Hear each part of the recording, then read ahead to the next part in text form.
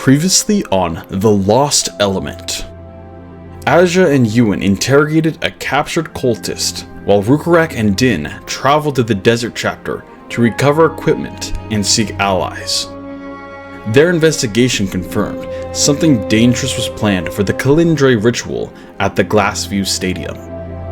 Though the Sunblades could not intervene directly, they offered Rhukkarrak a magical stone for emergencies. After a failed attempt to retrieve Euan's halberd, their group reconvened at their hideout. Serail devised a plan. She would strike at the cult's Somnom hideout while the Motley Hue headed to the stadium. The party suspected the Spire Guard's second-in-command, Maldorwen, was behind everything. The next day, Din and Asja met with Euan, who confirmed their fears. Maldorwen had control over the Spire Guard. As crowds flocked to the stadium, the party rushed to stop whatever was coming. At the Glassview, the skies darkened and lightning struck as the ritual began. Maldorwen appeared before the crowd, proclaiming that he would return a forgotten truth. Surrounded by cultists and death energy, he began an ancient ritual using the glowing heartroot sapling. The Motley Hue fought to break through arcane wards and stop him, but the ritual summoned terrifying elemental entities. One by one, the party began to fall. Though they reached Maldorwen too late to stop the ritual, Euan and Asja fought to the end. As Euan collapsed and Asja neared death, the Sunblades arrived just in time. In his final breath, Maldorwen, broken but lucid, told Asja that the Aether was no longer forgotten, and the world would now remember. And with burdening her to guide the world ahead to the unknown, he died with a strange look of peace.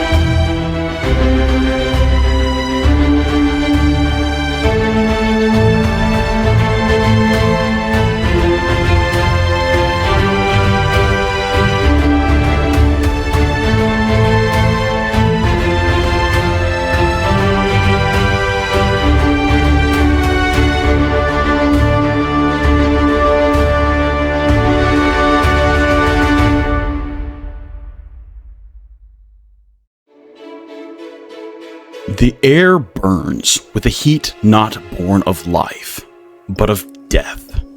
Smoke laced with scorched magic curls through the shattered sanctum. Cries echo in the distance, muffled and warped, as civilians scatter in panic. The world is chaos, blurred, overwhelming.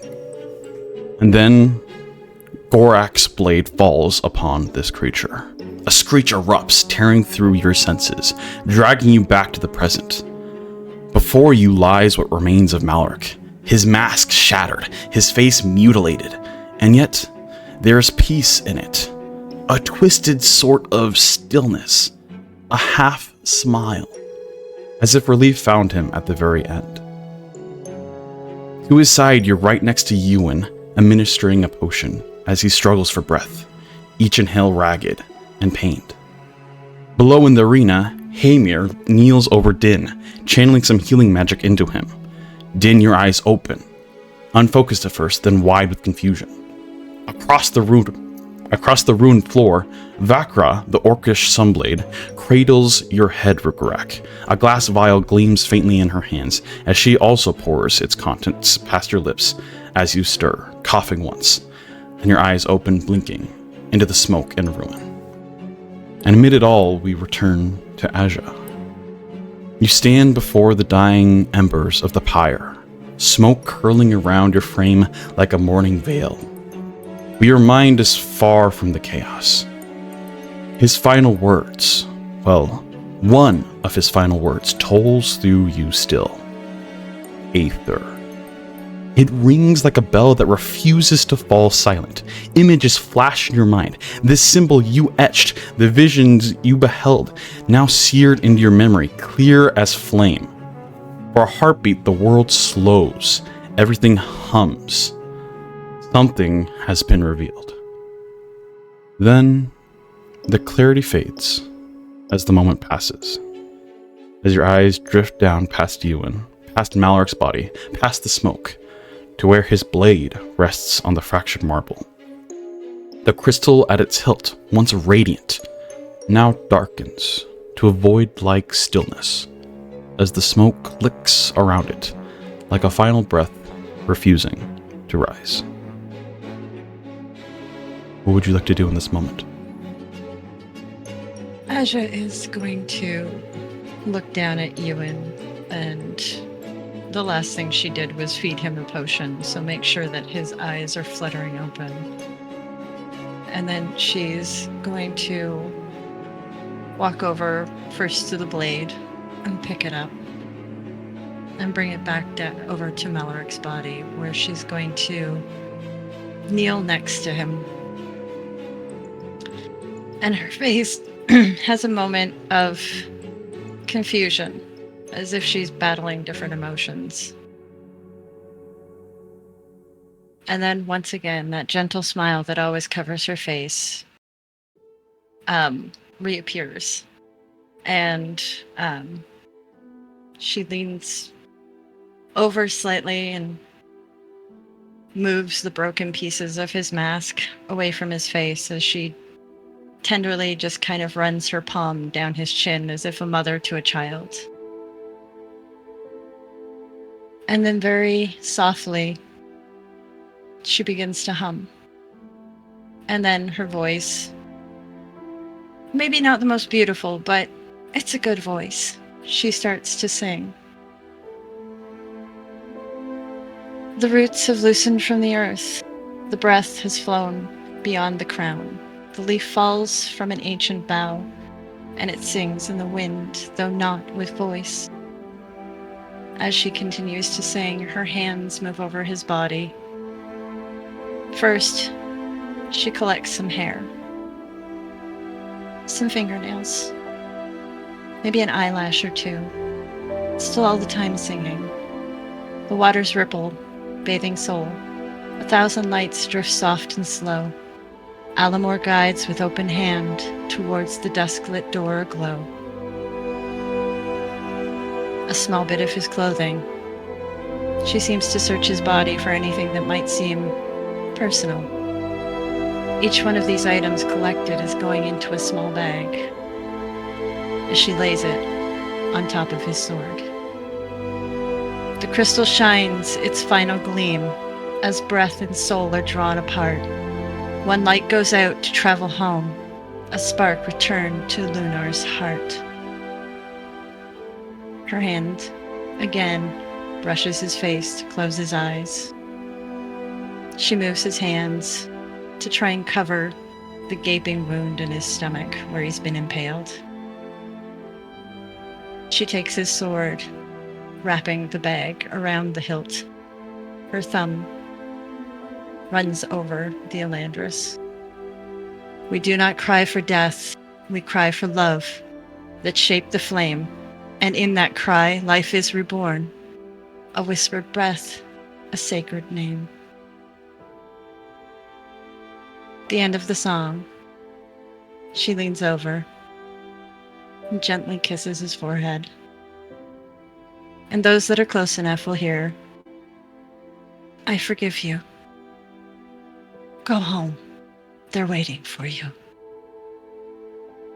And with that, she stands up with the sword, with the scimitar, and looks over at the sunblades in the tree. Can one of you get to that, please?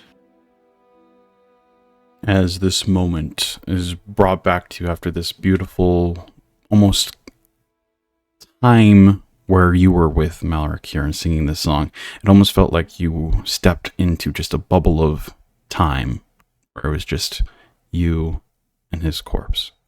Now, as you reacquaint your senses to the surrounding, the chaos, the screams from the crowd, the fire that is lipping quite close to you, Rhukkarrak finishing off cleaning his blade from this ichor that lingers to it from this fell beast that he just slayed. He rushes over to help Euan up, grasping a hand, pulling Euan to his feet, as the rest of the Motley Hue is also reconvening here. As Rhukkarrak starts to ask different questions, confusion in his eyes, as the rest of the Sunblades also help you all reconvene. And quite quickly leave this area. This moment, as the entire arena here still has those scars. The ground itself has been shattered, like an earthquake tearing through the stadium floors. It no longer glows in that same strange, ominous light that it was when the ritual was being cast. But it is still definitely a scar that you all know Valtari remember for eons to come. So with that, you all, very wounded, getting some aid from the Sunblades, with their help. Heartroot sapling in tow. Its vines, its roots almost feel weak, but there is still a subtle glow to them. And as we shift from this moment out, we're going to dance through time a little bit here, as we get to experience the next couple months for the Motley Hue as they spend their time in Valtari with this newfound information.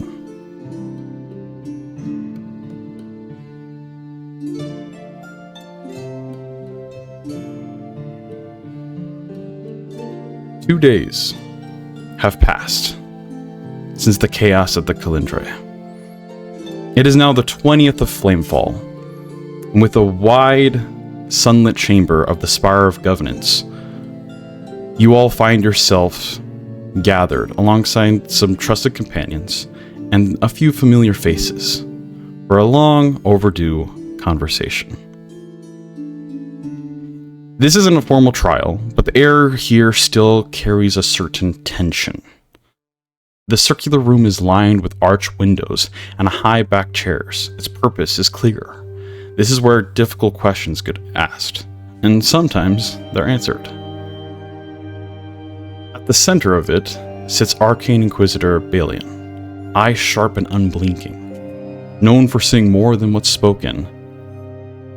Nearby him stands the chapter master Lorangar, arms folded with a quiet confidence, and Rhukkarrak of the Sunblades, whose presence alone is a subtle show of support. Across the room, Counselor Brightflame watches carefully as the group finishes recounting the events of recent days, from the blazing ball that you all were accused of to the conflict in the conflux. And with the Inquisitor's eyes gleaming with a hint of magic, and a little bit of a brush across all your minds, the truth here is weighed not just by words, but your memory. And at last, Balian offers a short nod, saying, "They're telling the truth."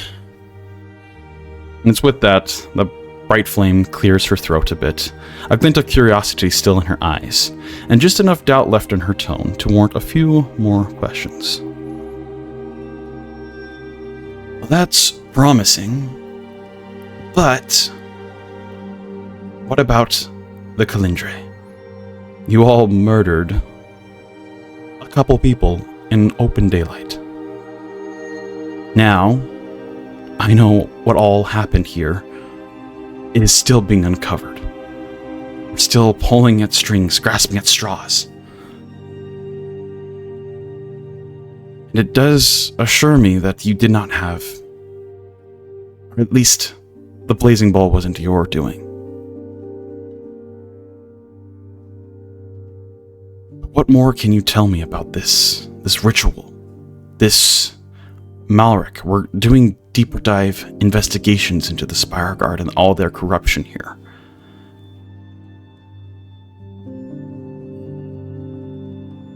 And she looks to all of you sitting there. Ruka, from the last time they were in a trial like this, sits, kind of shifts uncomfortably and glances at the rest of the party.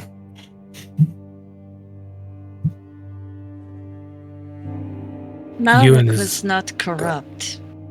I'm sorry. No, you're fine. I was just going to say that currently Euan is just gazing intently at Bright Flame, making direct eye contact as everyone else talks. Maldorwen Dornas was not corrupt.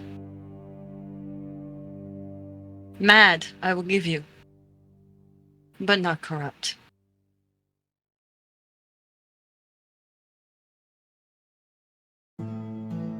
Billion kind of pipes up. Right, madness is quite a strange thing now. You can say that, but with a little bit of research I've done just through the last couple of days here, definitely shown some more interesting things he had put in place over at the Spire Guard. The fact that all of them were told to just witness what was about to take place doesn't rub me the right way.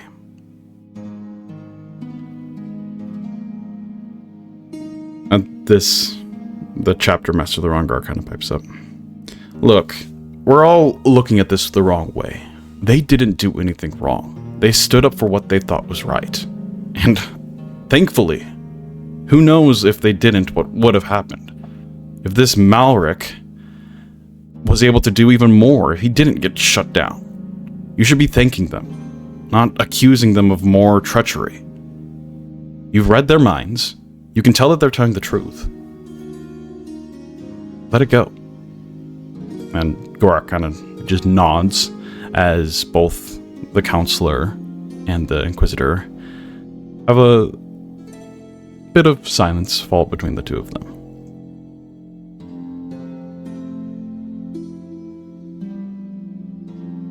Bright Flame looks over and meets your gaze, Euan, with a equally stern expression.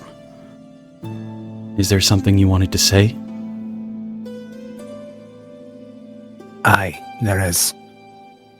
And Euan will... The quills will start to raise a little bit, and some of the vines that usually accompany his rage threaten to kind of snake out from the bracelet that he's wearing as he tries to bite back his tone and his anger, because, politics, the last thing you want to do is actually lose your temper and accidentally hurt or offend someone. And he'll kind of swear quietly under his breath in Sindarian. You stand here accusing us of treachery, of murder, of all of these things. This is the second bloody city that we have had to clean up the messes of the Dominion. Where were you? We warned you. I warned you. I made a point to try to warn you so that way you knew what was coming. And did you come? No. We had to clean up your mess in your city again for the second time, the second city. And I am tired of this. And then we do what we need to do. We clean up the mess. We get accused of being a part of the problem. It's the same song and dance, and it's getting old. So that is what I want to say. Where were you, Bright Flame, when the city needed you?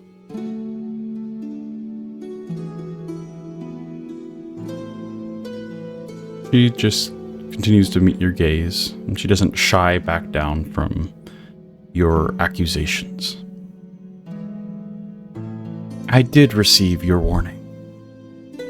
It was a little late, and I couldn't make it. The Calindre ritual requires a lot to go on. I don't think it was a mistake that Malric chose this specific date to do so. The arcane wards my entire duty to the city to make sure Stormwake doesn't tear this entire foundation of Valtaria apart are under my control. I had to, well, manage them.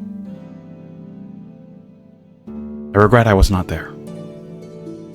And I think the Rongar is right. We do owe you things.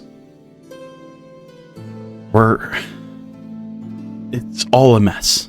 We're trying to figure out what to do going forward. But I think with Balin's backup and his ability to read your minds shows that you're at least not guilty.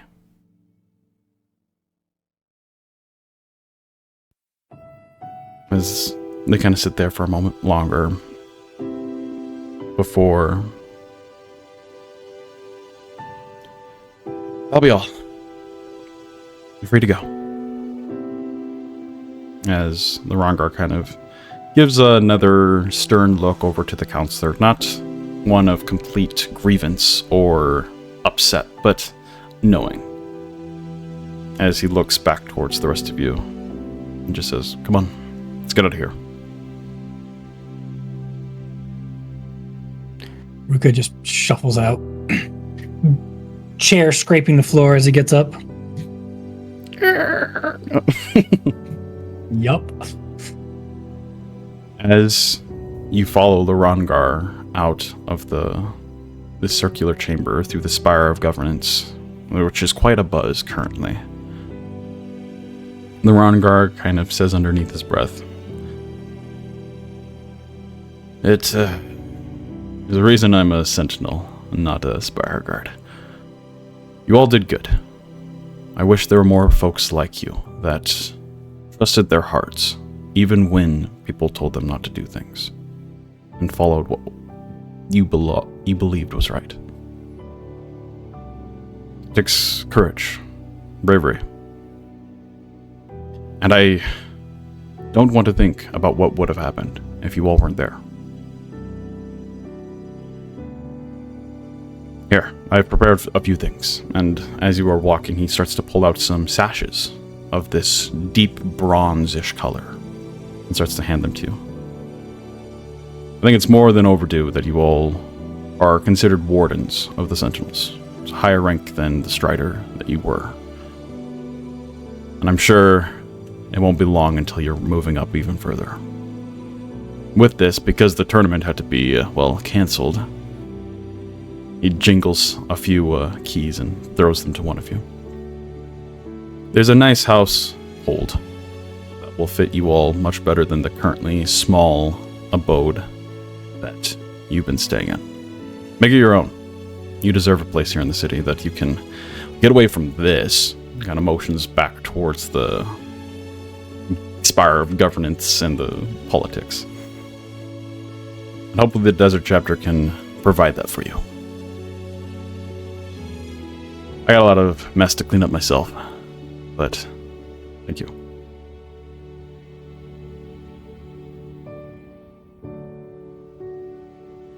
And with that, Thank you for the new the house. yes, and for trusting us. It means a lot. Yeah, you haven't shown me that I shouldn't trust you yet, and I like to be optimistic with people. Continue to do what you do, Mommy Hugh.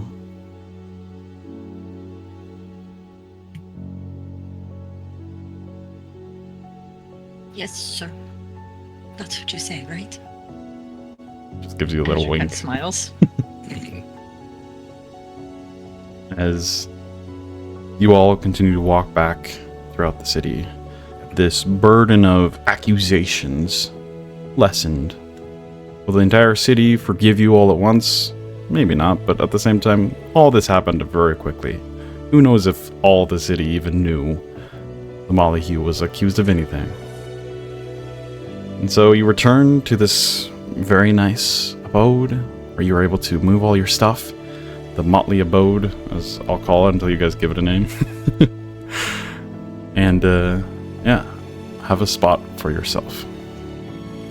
As we once again step through time.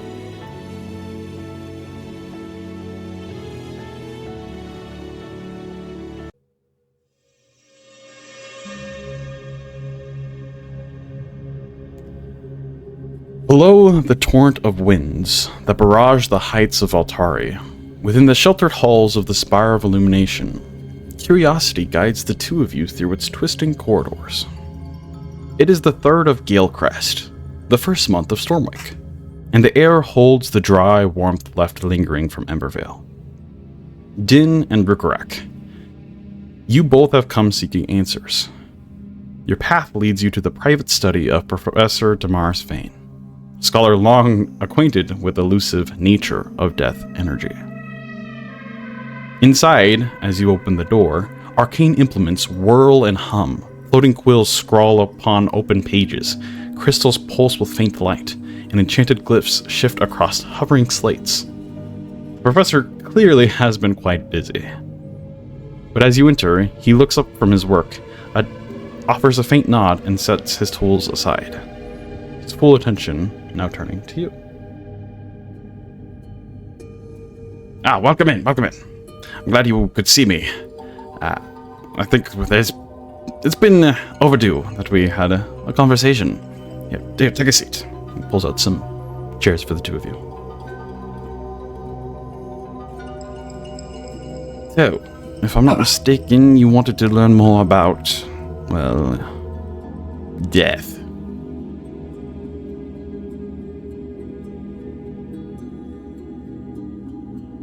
Well, Din suggested we talk to you. It came up in our own conversation. What did you want to talk to the professor about? Well, there's obviously ways to manipulate death energy, and I, through the gifts that I've been given, and well, when in conflict, can sometimes be able to do so, but I'm sure the professor knows of ways that are, I don't know, more focused on learning from the past. I've read that there is a spell, there is a way to give a voice to those who have passed. And I think that would be useful to learn. I have heard of this kind of magic, yes. It is definitely a little taboo, and I do warn that even seeking this information out can be frowned upon. But I think you did come to the right person. I have been studying, well, the spiritual realm, mainly focused more on life energy. But just like life energy itself, death is its opposite. The other side of the coin. It is strange. The two of them are similar, and yet so different. A good analogy that I like to use is they're almost like siblings, in a sense. Each one has different attributes. Life more vibrant, giving. Death less so, more the opposite. But neither one of them is inherently evil, as the world likes to proclaim death is. After all, and without it, the world cannot continue. Change cannot happen. It is the driving force that encourages everything to progress. And so it is a very important foundation of our, well, life. Funny enough, as it is. He stands up and rummages through a couple desk drawers. Now, speaking to the dead, if I'm not mistaken, this is something I have looked into a little more thoroughly. And it is rarer magic, but, and he pulls out small little talisman, a necklace of sorts, where the base of it is a small little black pearl. Yes, this. These, and he kind of holds the pearl up to the light here in the room. Called Whisper pearls. They are found from certain resorts down in the Maldorwen Gulf and beyond, near Elendor, deep within the waters.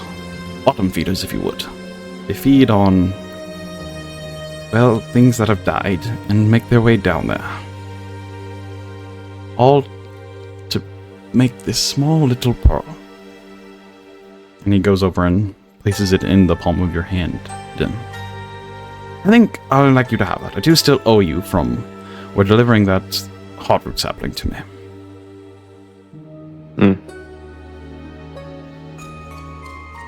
Well, thank you. Seems like a very valuable thing. I'll keep it close to heart. You know that for my people, being able to recover some stuff from death itself is very valuable. Lost names from the past, mainly. Yes. And hopefully this can help you find what you are looking for. I do want to caution, it is a professor's duty to caution those that seek knowledge of such sorts. Have either of you heard the tale of the Hollow Flame? Can I roll history for that? Yeah. Okay. Is it something that Ruka would even have a possibility of knowing? Probably not. Okay, then I'm not going to bother. 13? 13, you feel like you might have heard the name in passing, but you're not sure of the tale that follows. All right.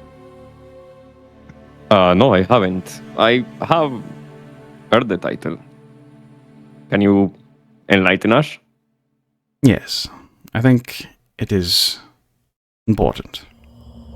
It's not a very well name, as the histories have tried to hide it to a degree, as it is kind of a shameful topic for the Spire of Illumination here.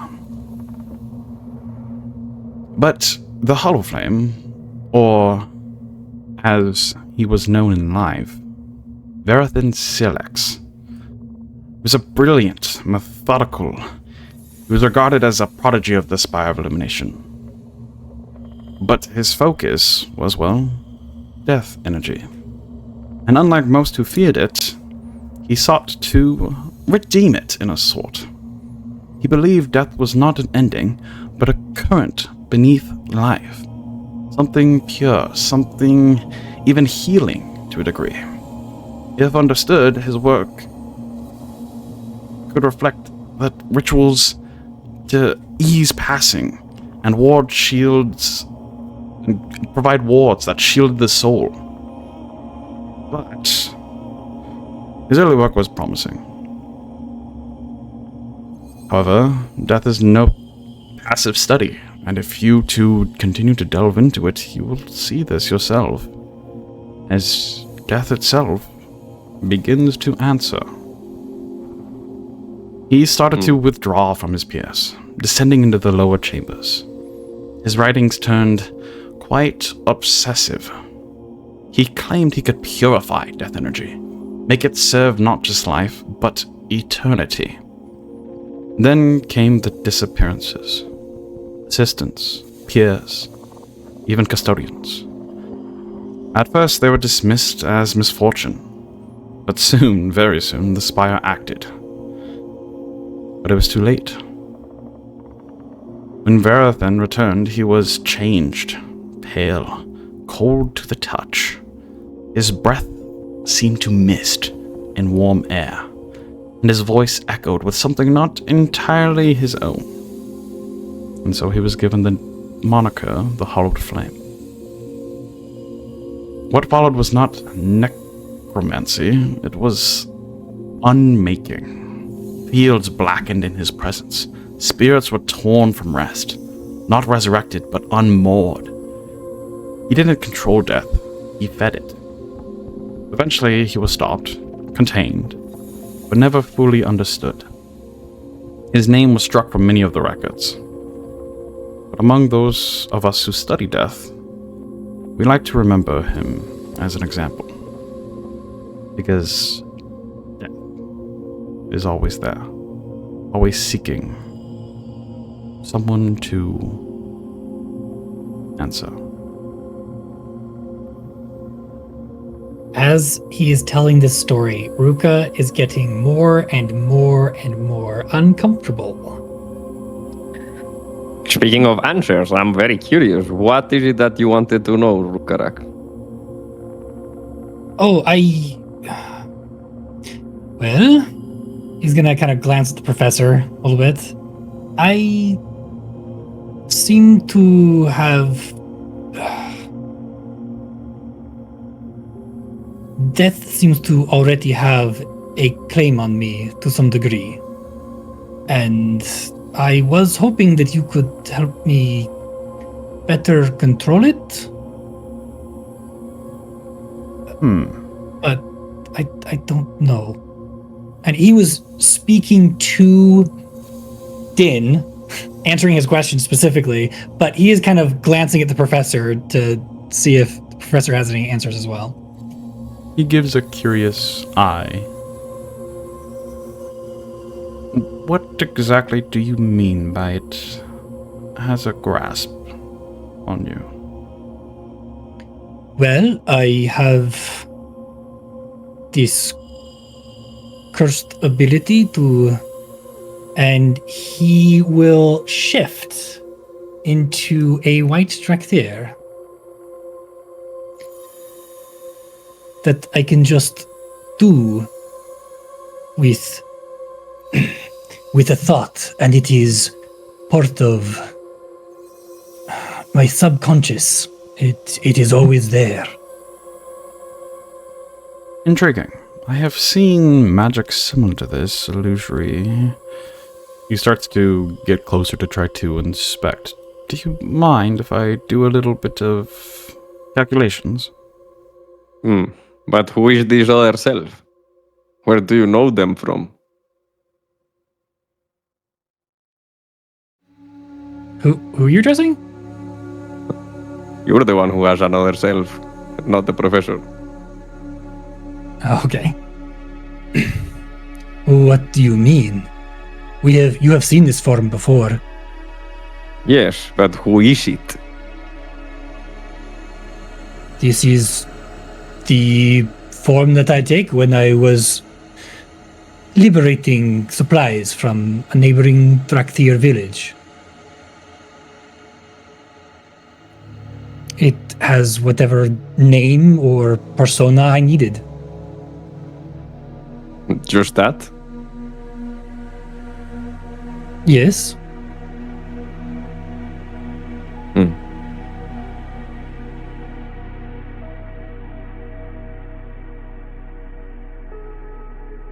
Do you allow the professor how to... close do you need for your measurements?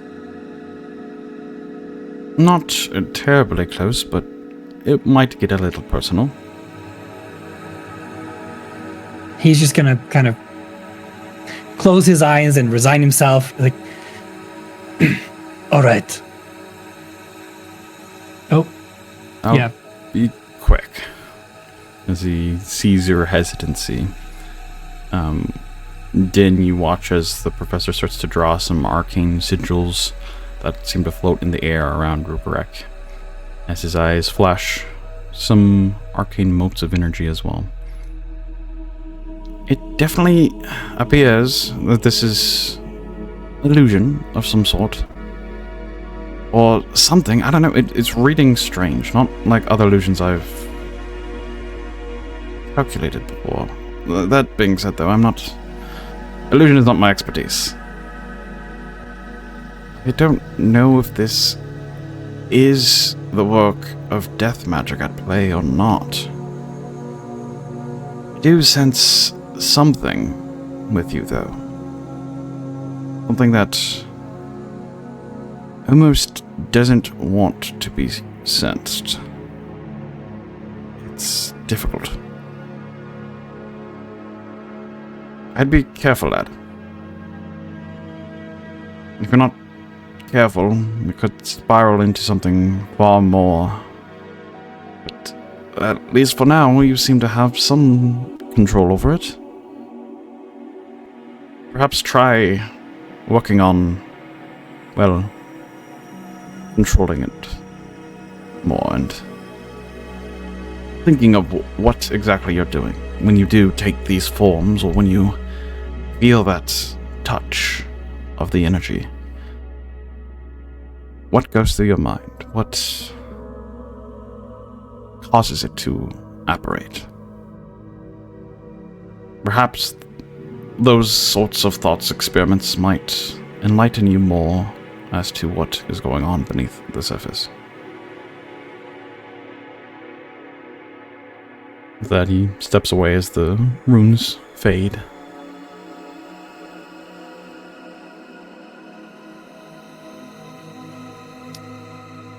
Well, even if it is not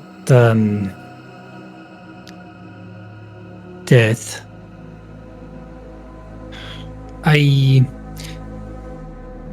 my home village is shrouded in death energy, and so if I could even figure out how to, well, I don't want to go as deep as this hollow flame, but it would be nice to know how to purify it directly.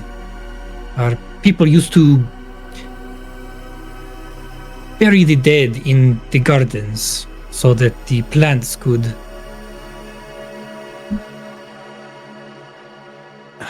absorb of their essence and become strong. Yes, and this is one of the primarily known ways to rid energy of that source. The natural phenomenon where certain plants and even some Vizorks are able to consume, in a way, the death energy and turn it into something more, well, not so violent. It's definitely something I'm researching quite heavily, and why the heart root is so integral to my research. It's a shame that Maldrick was able to use the sapling, but at least we have it. Yes. He was able to... Oh, now that I think about it, he was able to harness death energy and whatever he did.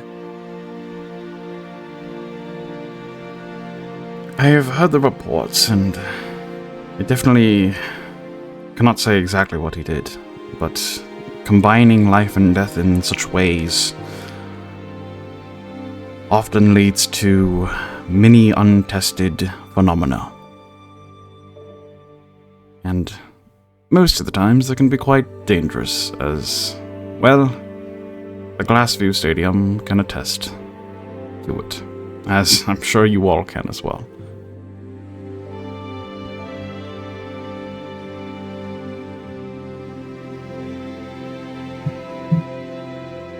Yes, very dangerous. That's basically all I've wanted to discuss. If... Well, I probably won't be able to read it, but if you know of anything that I can... Well, I guess I'll start with my own experiences with whatever it is I have. Yes, I recommend. We don't keep a whole lot of tomes and novellas on death. It's kind of outlawed. But I think you'll do fine. At least I hope. Dean, did you need anything else? No, I don't think so. This will be very useful. Thank you, Professor. You're very welcome. use it with caution. But hopefully it finds you answers.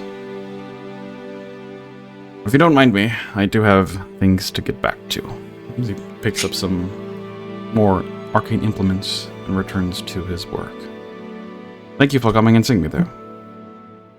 Yep. Ruka on the way out will kind of pull Din off to the side and just like, I know he said it's dangerous, but I did see you successfully manipulating death energy, and it seemed relatively safe. If you could show me how you did that, I would appreciate it. I will try. It's hard to, channel what I was feeling back then, but we can try at the training grounds back with the Sentinels. But you know what? What I was thinking is that, I don't know, it just seems strange to me that you say this other self, it's just something that you use. But I don't know. I think it goes deeper than that. And yeah, I just took off my helmet, Rhukkarrak. I think around me, around Euan, Asja, it's okay to be yourself. Whatever that is. He starts shifting very uncomfortably and kind of gives you a look and glances around, and I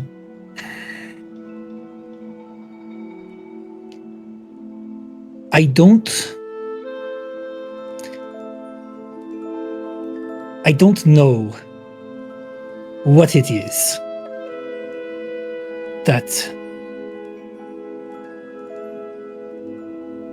that I am. This, as he looks at himself in his orc form, is everything that I have known for forever.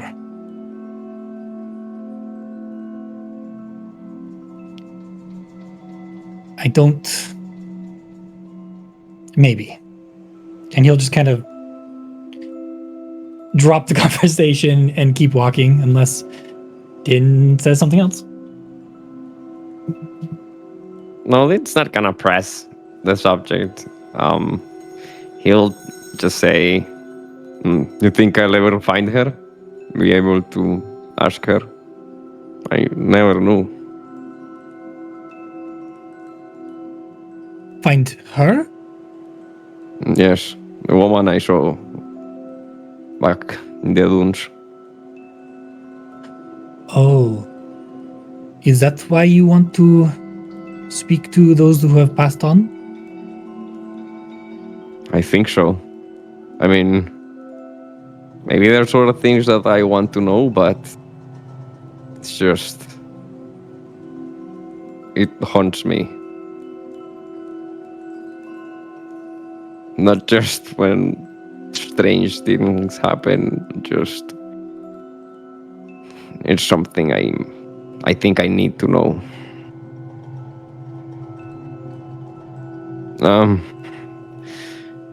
I don't know.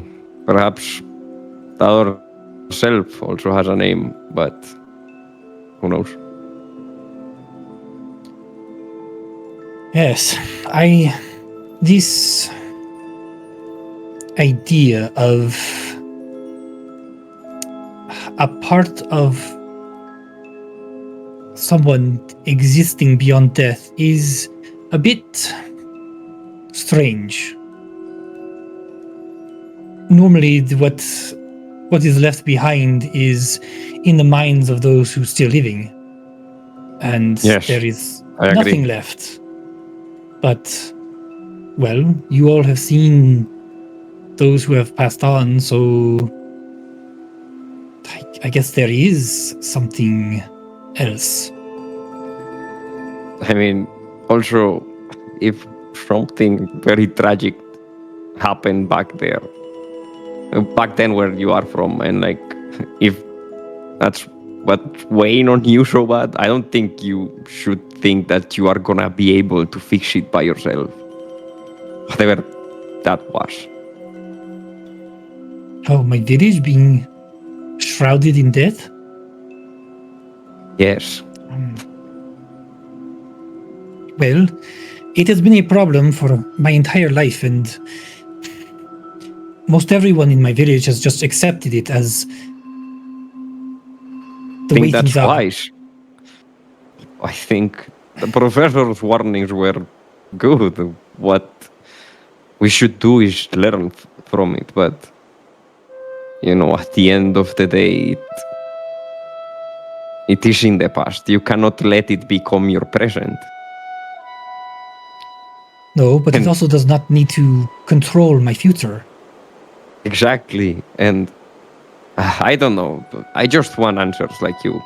Believe me. I just think that you are beating yourself too hard.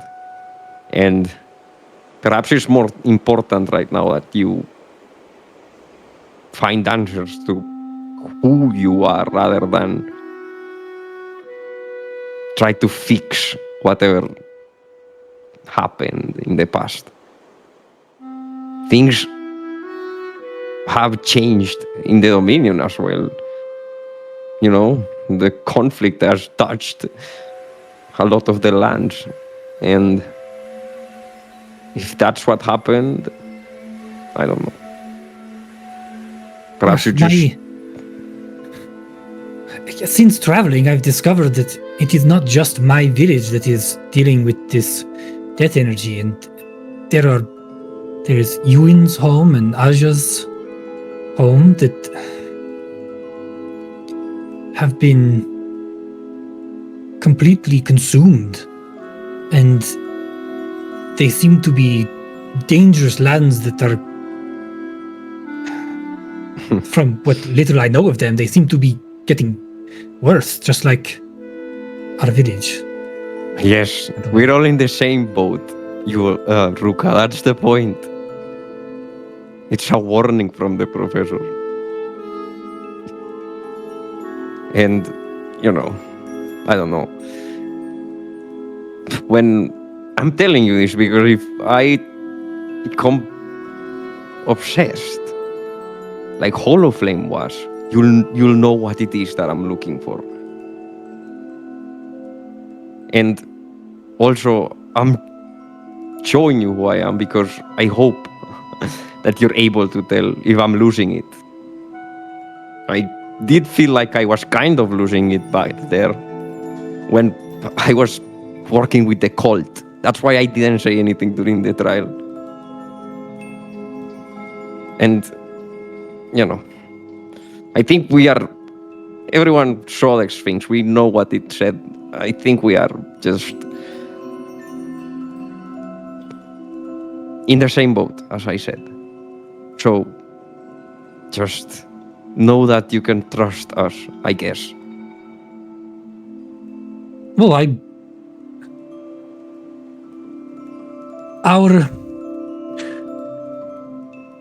Our relationship has been strained, but I do trust everyone in the party. And I would hope that if I am getting consumed by this death energy, that you all will pull me from it as well. Yes, I think that's why important that you know what it is, what that other self is. I know what's pulling me, but what is pulling you?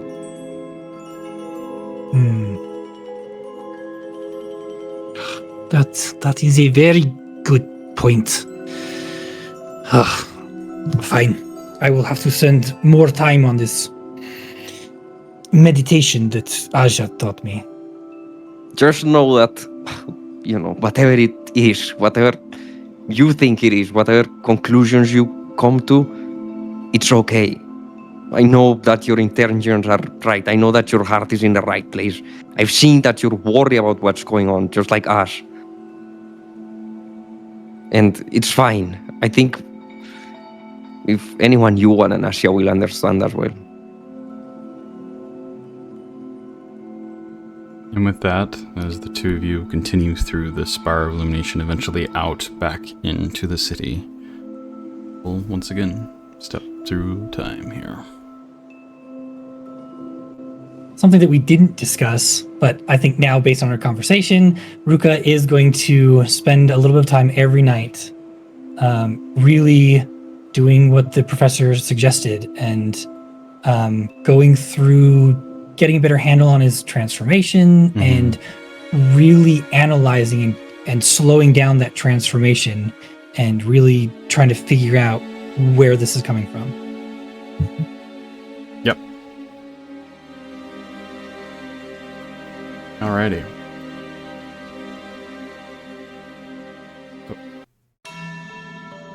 The storms above Valtari roar with a wild abandon. It is the 18th of Galecrest. The winds scream through the city's high walls like spirits let loose from the sky.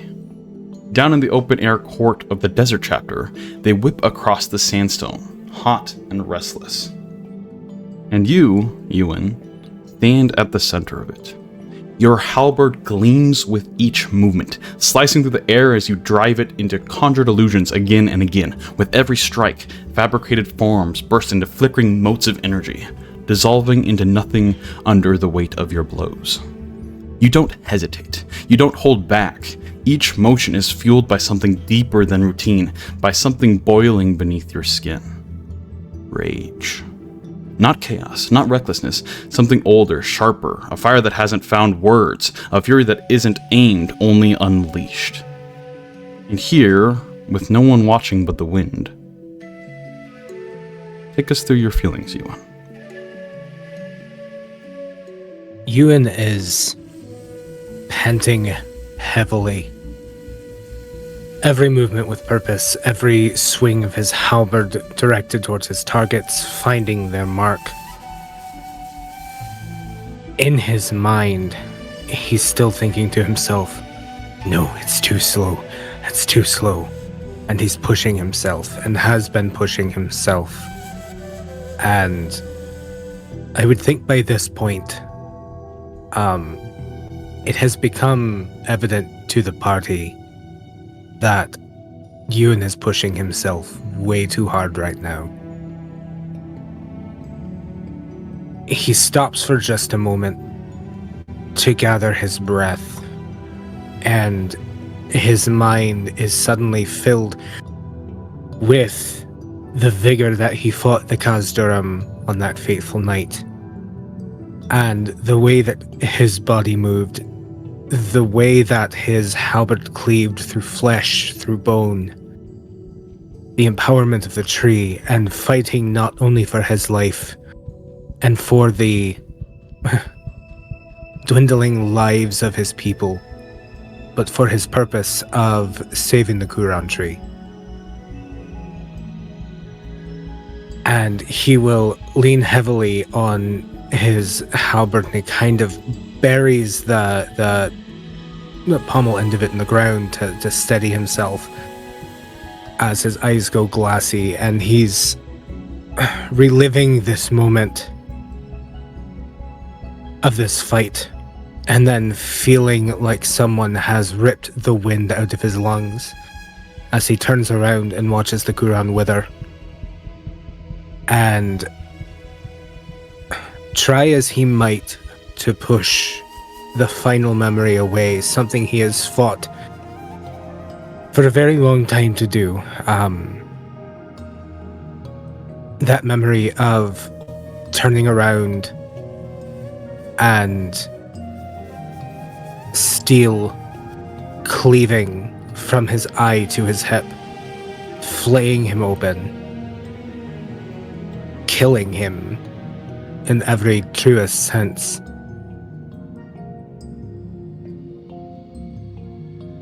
And it happened again. And it happened again. His whole life, his purpose, was to protect the Quran tree, and by proxy, the Heartroot sapling as well. 3 times he has fought to protect. 3 times he has failed and been cut down. He leans even heavier against the halberd, the haft of it threatening to bend and break from his weight as he's breathing heavily and can't quite catch his breath. The wound still catching, burning, this unwanted memory of being cut down with his people, causing it to burn, a searing pain like he's feeling it all over again. And I think he will scream. Not a growl like he usually does when he's angry. It is a scream of rage, of sorrow, of guilt, and of his own perceived failure.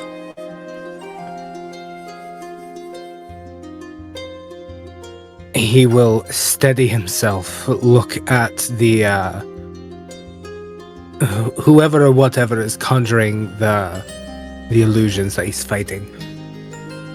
Just again. Bring them out again. It's the arcane glyphs light up as once more these apparitions of creatures start to dance around you and strike towards you. And one by one, Euan will fight. An expert in his craft. An expert in the way that he fights. A way of fighting known to very few still alive. Because of Cinder Tree's lack of being part of the Dominion. He will fight, and he will fight, and every time all of them are cut down, he will just shout, "Again!" and fight, until finally the wound catches in his hip and drives him down to one knee. And he's panting heavily. And he doesn't want to stop. He knows that he needs to.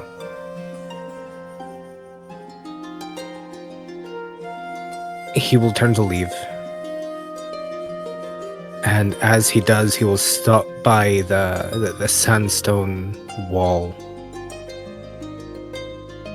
Put his hand against it. And bring his hand into a fist, his nails carving small claw marks into the sandstone. And he will yell again, scream again, as he punches the wall. With it being sandstone, easily breaking off small pieces of it, leaving his light handprint in the wall. And will turn to leave, hobbling very slowly and very weakly back to our new home. As the pain from your scar flares up even more as the adrenaline slowly dies, your fist kind of racketing with the pressure of punching a wall, you slowly stumble back towards the motley abode. Still that inner flame burning so brightly, almost too brightly, too strongly. It's hard these days to even quench it for just a moment. But later that same day, you gather your companions, the Motley Hue. You stand before them now, not as the warrior who trained beneath the roaring skies, but as something heavier, something changed. The words sit at the edge of your mind, not yet spoken. You've brought them here to try to explain, to try to make sense of what you felt since you awoke, since the moment your world shifted.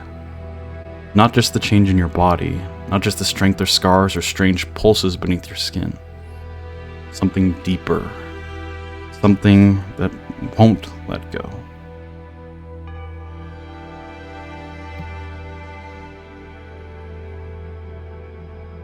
Now that we have some free time to ourselves, hopefully, I believe I owe you all an explanation.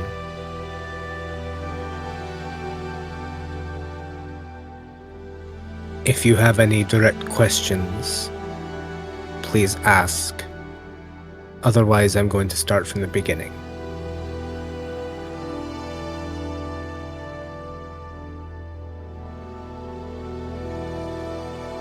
Asja kind of closes the book that you guys have got used to seeing her have her face in.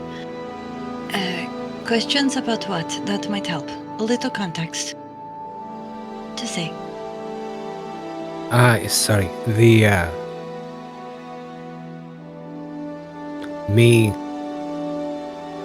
My slumber, my awakening, the changes. So kind of reach out to his horn and pluck one of the little rowan flowers blossoming on his horn.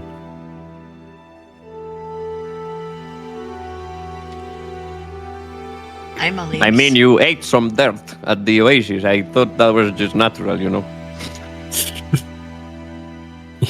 Euan will offer a small chuckle. I mean, I already thought you were different because of the whole color, but then when you started sprouting moss and flowers, I did have some questions, but we didn't have time for me to ask them. So, I might have questions when you're done, but not right now. Right now, I just have burning sense of curiosity that I think you're going to finally fulfill. What about you, Rhukkarrak? Yeah, that, basically, I'm curious as to what you were saying, but I have no questions right now. Very well. From the beginning. As you know, I came from a city by the name of Cinder Tree. We were a military people. Though we didn't have much to do with the Dominion apart from trade, we had one route leaving the Ashen Expanse, and one route in that we would use for that trade, usually in arms and steel, armor, those kinds of things. We were famous for our forges. I was a part of the elite guards. We were handpicked by the city leadership to protect the Quran tree because we showed examples of great bravery or valor or strength. It was of the highest honor in our society to be picked to do so. I dedicated my life, 40-something odd years of my life, to protecting the Quran tree. Never knew what from, but it was my duty to protect, to stand guard, to prevent anything from happening to it. On the night Cinder Tree fell, and he'll pause for a second as those images flash once again in his mind from earlier, and he'll shake his head to steady himself. When the Kazurim got to the center, I stood alone, and I fought against them. My blade swung true and met its mark. In every sense, I was a one-man army protecting the Quran tree, as was my duty, my sole duty to my people. As the fighting began to grow more intense, I pled with the Quran tree to help give me the strength to protect it. And I felt the empowerment from that. Not in the sense of thinking that I was empowered, true empowerment through the power of the Quran tree. However, it was not enough, and there were mages that got to the tree and killed it. In my moment of shock and surprise, and feeling the power that I had been gifted dwindling as the Quran tree was in its death throes, I was cut down. I died with my people. He'll kind of clear his throat as tightens up a little bit, threatening to bring tears, but he's trying to have this conversation with you guys. He'll shake his head and clear it. I woke up sometime after. The battle was over. The streets were stained red with the dried blood of my people in Avdikazdurim. And when I saw my reflection, I did not know who I was anymore. I was not always a green Drakthir. I was red. He'll kind of reach over to the few red scales at the edges of his scar. I knew for some reason the Quran tree wanted me alive. And I did not know why. Until recently. When I was asleep, I saw visions of darkness. A vast expanse and network connecting consciousness all over the world. All over Zorga. I saw calamity and life rise from the Quran tree. And I felt the Quran tree awaken within me. The Quran tree did not just want me alive. I am. We are the remnants of the Quran tree.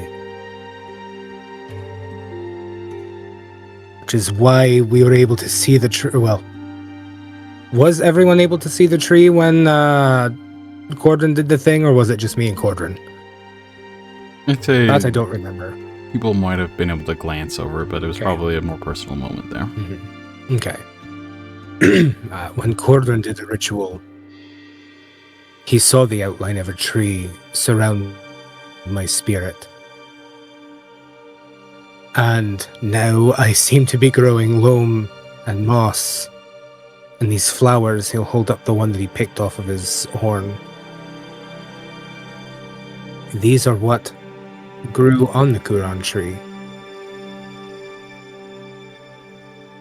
And if I had any doubts, that would have assuaged them. I can also hear the consciousness and speak with the heartroot sapling. And I can feel more.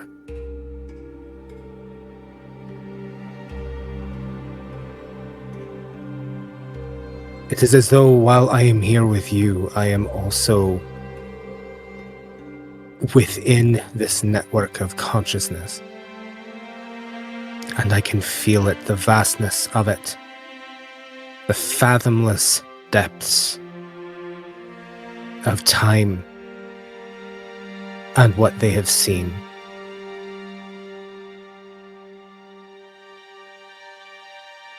And I do believe when our work is done, the Quran tree will be reborn through me.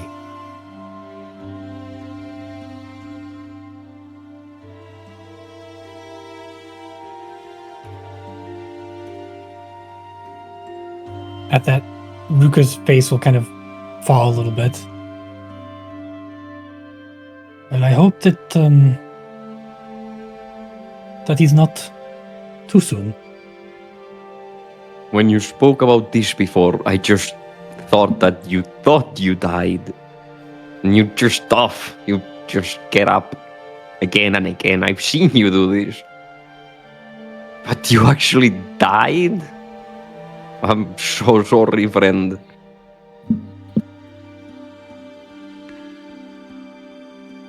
I have. And I've come close again a few times in our adventures.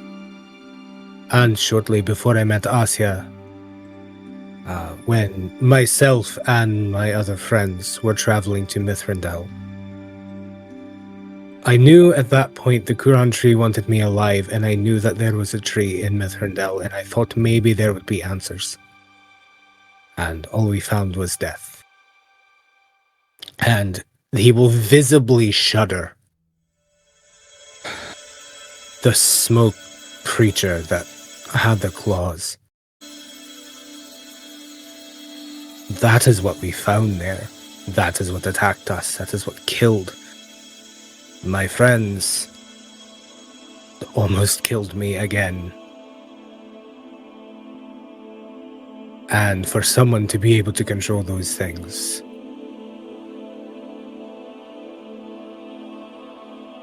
this is the first time in 80 years I have felt fear on the battlefield.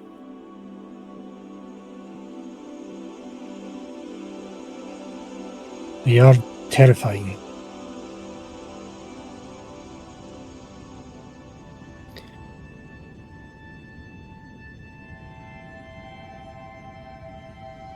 I understand. Go ahead. I was just finally gonna kind of look up from digesting everything you said. Could we go over that last part again? Does that Which mean part? when this is done, you're just going to, what, die? I don't know what it means.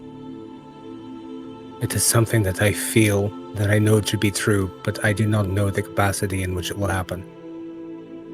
I thought he already died, so... But you look good. You know, flowers suit you. I am living on borrowed time, my friend. Even had I not been cut down by the Khazdurim so long ago, I have lived well past the lifespan of my people.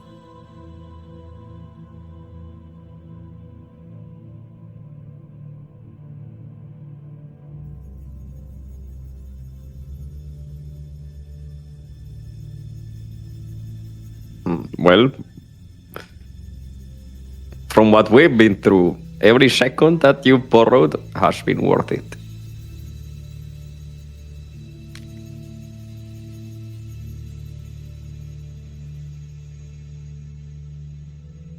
Euan will smile.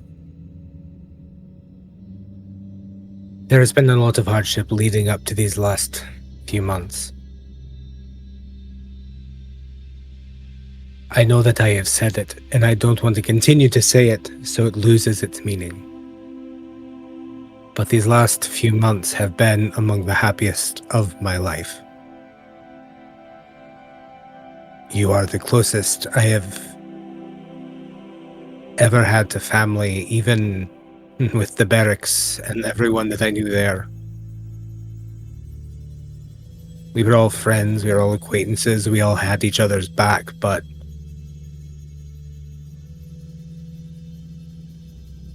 all of you are my family.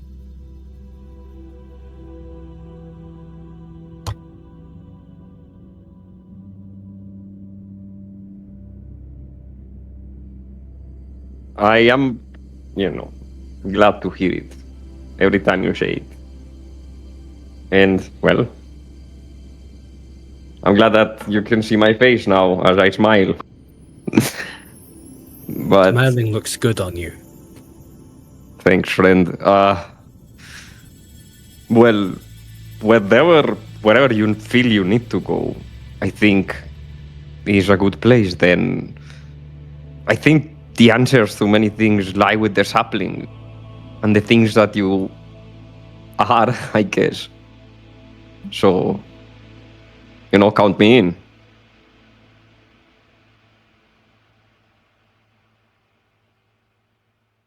I'll always be glad to have you at my side, Den.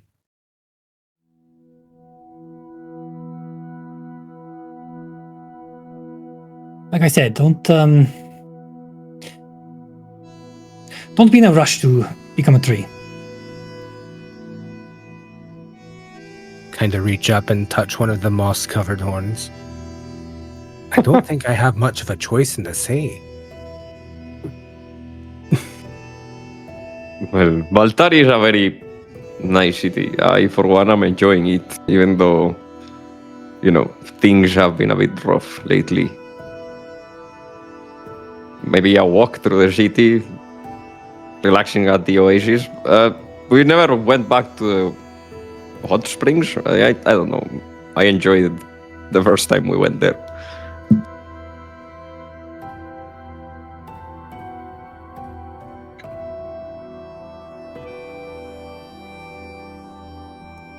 I mean, I could go if you want to. I wouldn't say no. Goodness knows I'm stiff and sore.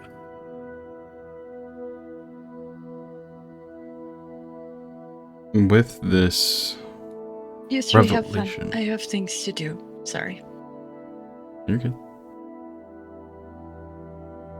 With this revelation and Euan opening up more to you all, and you all understanding more of what just has been going on behind Euan's flowers. Once again, shift away as the Montague decides to go and maybe take a bath over a little bit, spend some more quality time together. But as we shift over... Taking a bath, such a bonding activity. Yes. It is the 27th of Galecrest, and the scent of aged parchment and mildew clings thick in the air of the Sunbound Archives. The main halls have been unusually busy these past few weeks. Researchers, scholars, and curious onlookers are drawn by the ripples of the revelation after the Calendre. But here, in one of the smaller, tucked-away study rooms, you found a pocket of quiet. Asja, this space has become familiar, a retreat. You spent countless hours here with Finian Laestra, poring over shelves of texts, following trails of thought both promising and fruitless. The search of anything meaningful on the Aether has been equal parts thrilling and maddening. Finian's mind is sharp, and with the help of the ever-efficient bookkeeper, Livy, the two of you have kept pace with the chaos just outside the walls. Today, though, you sit with a strange book in your hand. Something that looks more like a child's tale than a serious text. You haven't expected much, but the Elvish is archaic. Not quite ancient, and the tone almost playful. You let your eyes drift as your mind wanders. And then your breath catches. A single word leaps from the page. Aether. You blink, double-take, and scan again. It's real. Nestled within the whimsical language, it speaks of 6 figures, legends, it claims. One who once saved the world. You snap the book shut, fingers clutching the worn cover, and glance again at the title, which reads, The 6 Legends. Your heart quickens. Maybe it's another false lead, or maybe this strange little book just cracked something open. What would you like to do? With the book clutched to her chest, I think she's going to kind of peek around the archive/library and see if she can see Finian anywhere. As you peek your head over through the clutter of books that line the different shelves and tables here, you do see the older elven figure kind of hunched over a large tome, almost half asleep, flipping through some of the pages, his glasses low on his nose. Okay, well, she is going to hurry over and grab his hand and just kind of go, Your office now! Did you find something? Oh. Yes, let's go! As he shuffles and puts his glasses up and follows you over to a more private section. What is it? She hands him the book. Really? This? She'll flip to the page. As he starts to read aloud. Long, long ago, when stars... What? She puts her hand over his mouth. We don't need everybody knowing about this one. They're all in here for the same reason we are. Give me a head start here. Just read quietly. Or don't. Read softly. There we go. I'll read softly. We're in a quiet room. No one's around us. These walls are very thick. I hope so.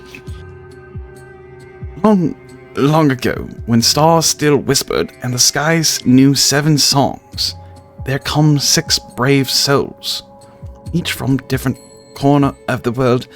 They were legends, clever, kind, strong. And kind of looks up and just curiously looks back down. And strange, they held a power too big for the world to carry.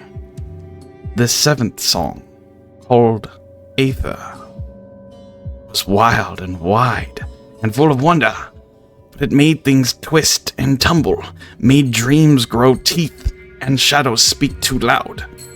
So the 6 made a promise. They wrapped the Aether in silence, sealed it in stories, and tucked it far, far away. Not because it was bad, but because the world was too small for it then. Too soft, too new.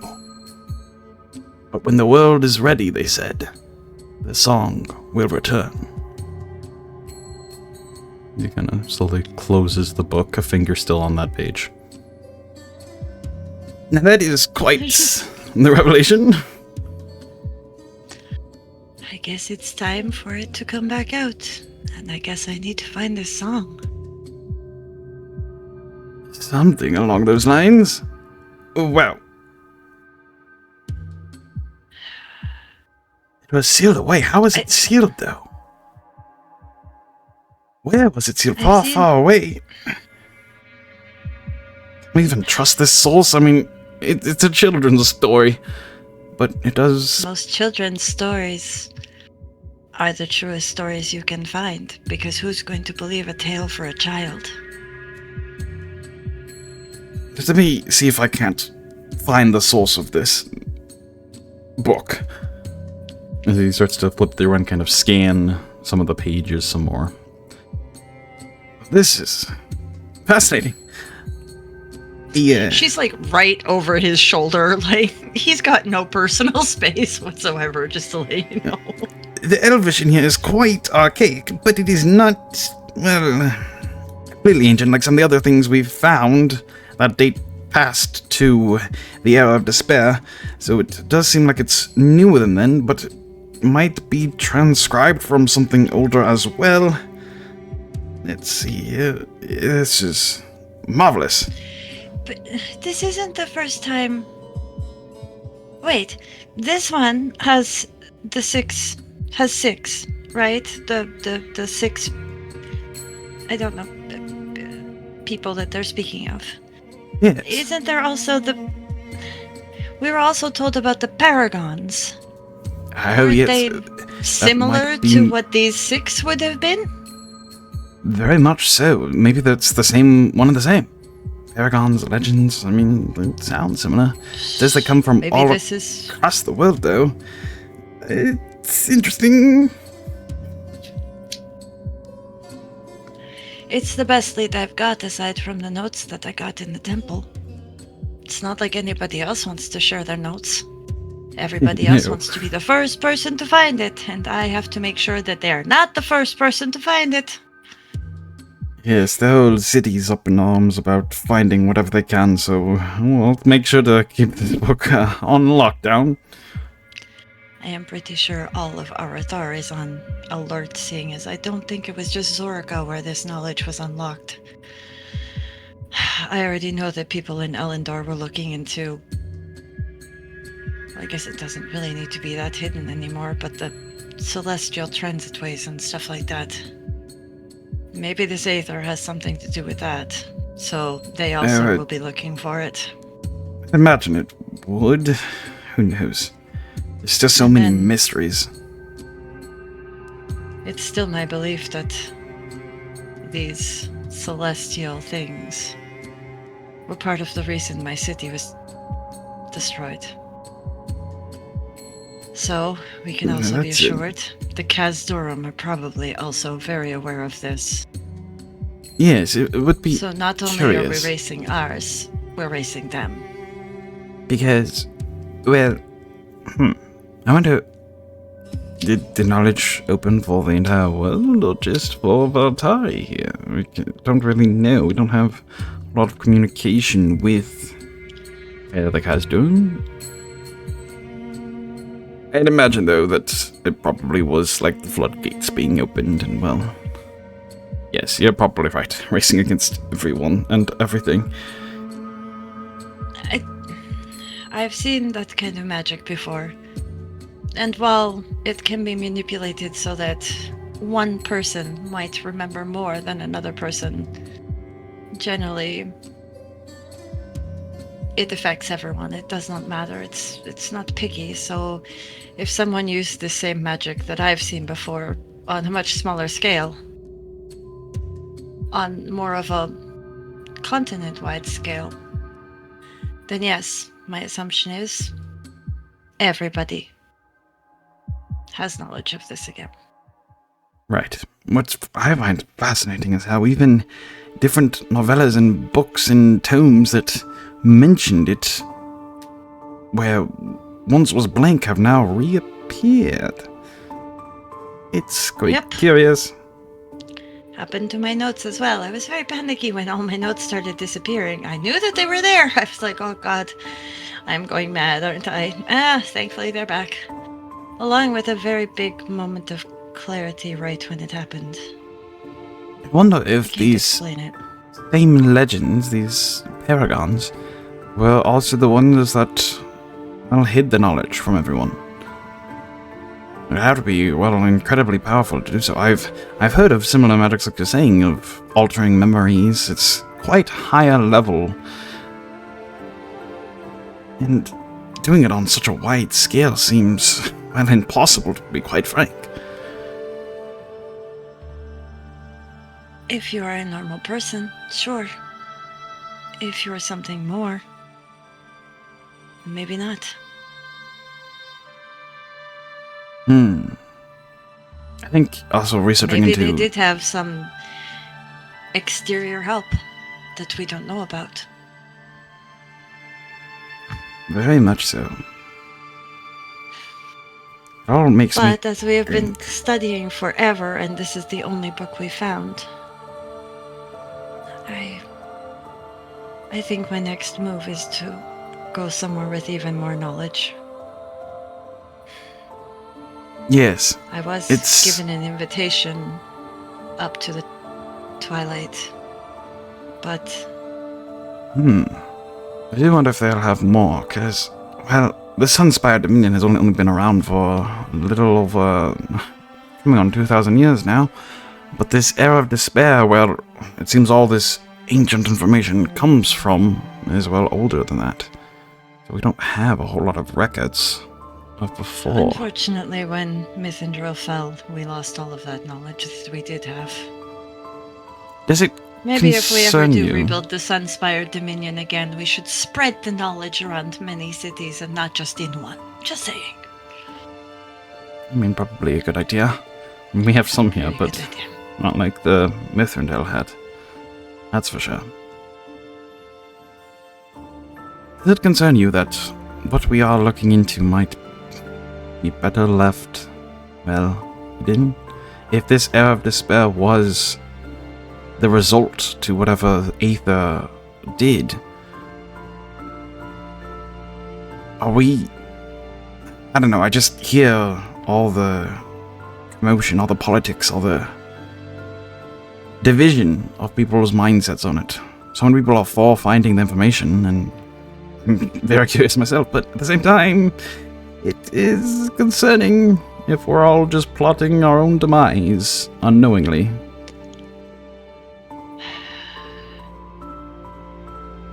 And that's why it's my burden. The Sphinx did say I am the keeper of the lost.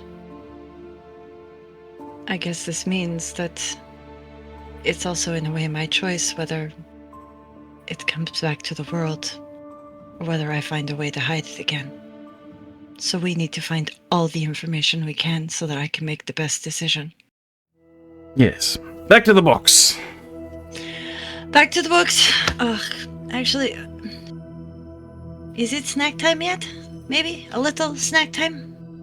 Little tiny snack time? Reward for finding that book? I mean, sure, go ahead. Just don't eat right next to the books, the ancient paper and all that, but yes. Okay, no problem. I guess she'll go back to her books and get a long stick and use that to turn the pages as she's just like nibbling on like dried fruit or something like that. Kind of feeling much more happy and relieved that she's actually found something that will help her a little bit. Mm-hmm. But I think one of the other things she might start kind of looking at just kind of casually is she's going to try and find anything on the Paragons. Like, what is this Paragons thing? Because there does seem to be this every 100 years, 6 Paragons rise to defend the land, that kind of feeling, so there maybe there's more legends, and maybe those legends also speak of something that is Aether related, because maybe it's the Aether. Maybe the Aether is what's causing the Paragons to need to appear every, generation or whatever it is. Yep. Just saying. Yeah, the information is very few and far between. And while you do find different information on heroes and legends of the past, not really any of them mention the word Paragon in the same way that Juan informed you that they found in the ruins towards the north. Mm-hmm. And it is frustrating where you go some days studying 8-10 hours and find next to nothing. But the moments where you do find just even a little bit of a hint, a little bit of a tease, spark the desire to continue to pour through the pages, hoping that one of the pages in this vast library will hold the secrets you're looking for. But for today, I will be happy with my children's book. There we go. As once again we pull away from Asja's study of Aether, and return towards the motley abode. You've almost grown used to the feeling of wind on your face. Almost. Since doffing your helmet, it's become part of your routine. Sunlight on your cheeks, breeze through your hair, but on days like the 12th of Tempestus, the second month of Stormweek, your hand still drifts up, absently reaching for something that isn't there.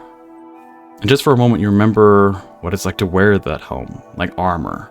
Not just the steel that's on your face, but the silence, the separation, the persona it provided. And there was a time, not too recently, where you would have rather died than remove it. And perhaps that's why you are here now. You're not looking to reclaim it, not exactly, but Euan carries it now, the weight of it tucked away along his belongings. And something about that has lingered in your thoughts, enough to bring you quietly through the halls of the motley abode.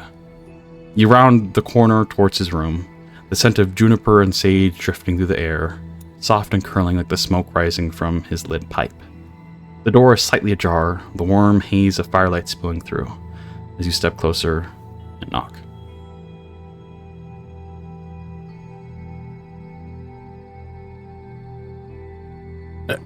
Hello? Yuan, is it a good time? Hey, come on in. Okay. Hey. How's it going? I think I'm pushing myself too hard, but otherwise, it's probably alright. You don't look too good. What's wrong? What's troubling you? Well, I was just thinking maybe I should have my helmet back for a bit, I should clean it up, stuff like that. Why? Just to make sure it's fine, just cleaning it. He will set his pipe down, still smoldering slightly. A little pipe stand that he had whittled in some free time. A little bedside table in his room.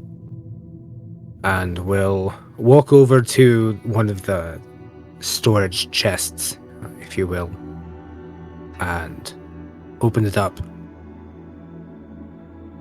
Move a few things around, and will bring out the helmet. Pristine, well maintained, even some of the scuffs buffed out of it. And will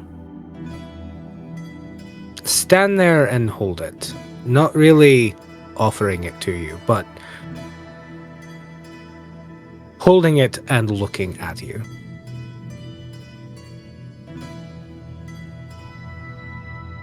I don't know. I think it, I don't know if it suits you anymore, Din. What?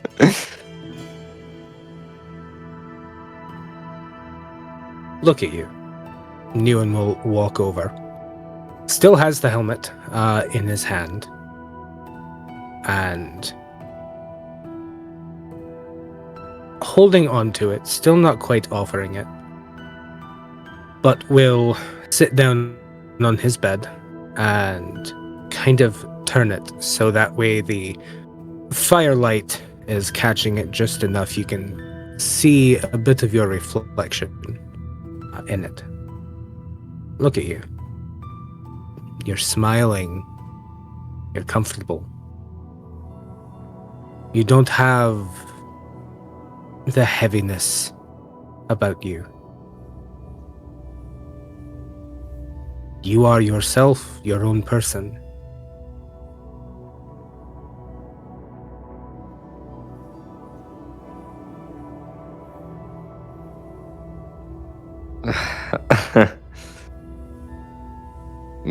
Well, I did wash my face today, so... But... It looks like you got good taking care of it, yes.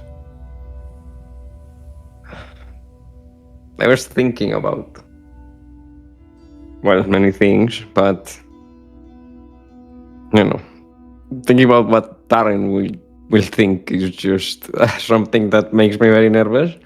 I got a letter from her. It was, been reading it every night.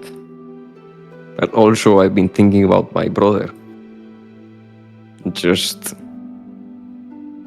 if I will be able to hold this smile as I gaze into his eyes, if I ever see him again, that is.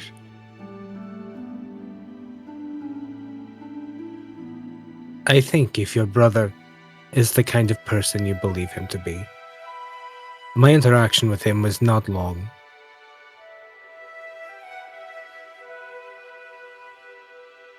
My hope is he will accept you for who you are. Just as your sister did. Just as we all have. Do you remember when we were on our way here, the storm that started rolling in? The way that it felt invigorating to stand under the might of it. If you're gonna talk about how you won, you don't have to roll it on my face. Sorry, I what know. was that? It cut out just a little bit.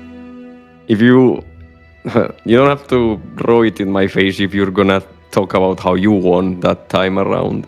Of course not. We're both warriors. We both won, and we both know that. A funny thing about storms, though. The day is usually brighter on the other side. Storms have a way of cooling the air down, They bring life to plants, to flowers. They water crops. They provide drink for those that need it. In a way, the way you are now is kind of like a new day after the storm.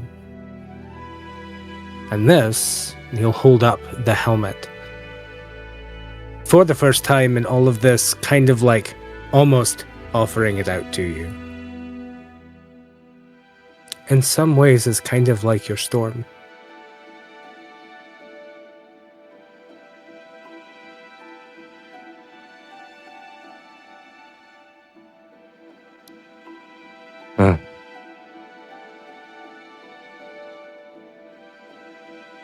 Okay. I see your point. I think today is not the day that I need it. Then. And I don't know. I hope I won't for a long time. But if I ever do,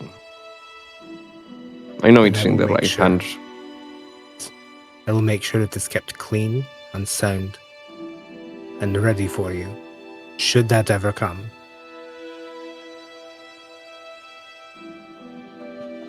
Thanks.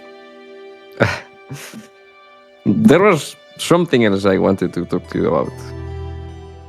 Aye? What's that? Well, I've seen you work with wood. You're pretty good at that. My crossbow is getting pretty old.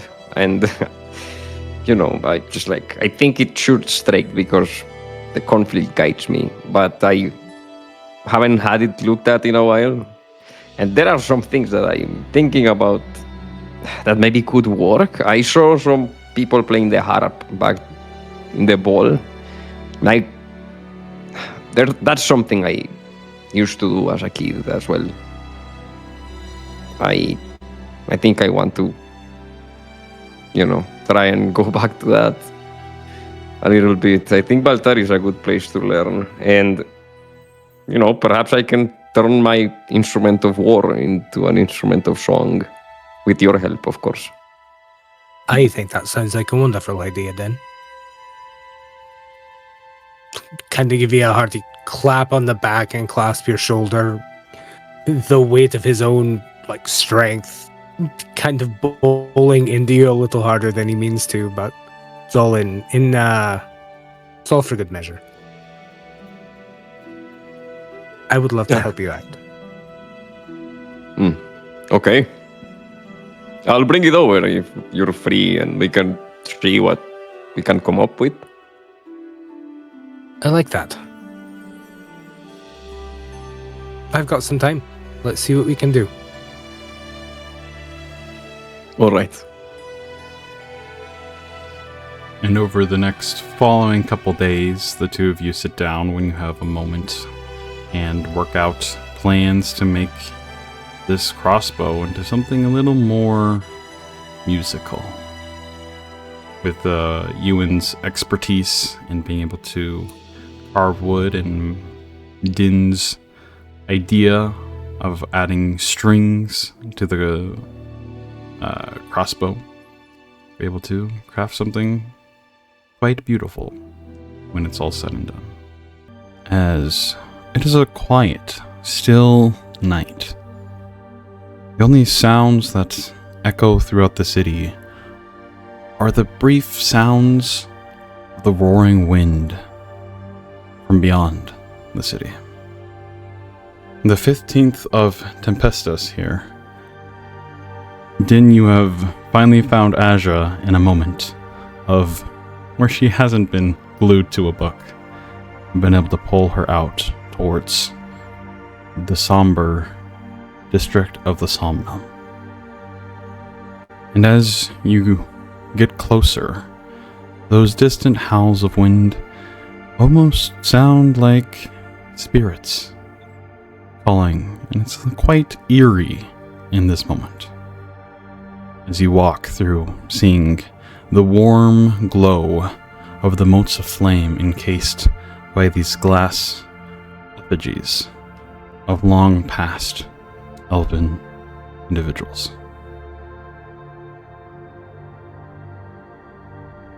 Dean, I thought you were taking me to a snack vendor. Uh, I have questions about this now.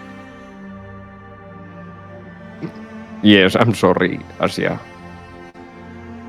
I just didn't know how to tell you back then. Tell I me what? still don't know. I just want to show you, if that's okay. Okay, no problem. Show me. And I'm sorry, we can go for snacks later or whenever. I know you're busy. I've seen you. Are you eating well? You know, I know you probably are, but I'm just making sure you're. I haven't seen you that much lately. I know. I'm sorry.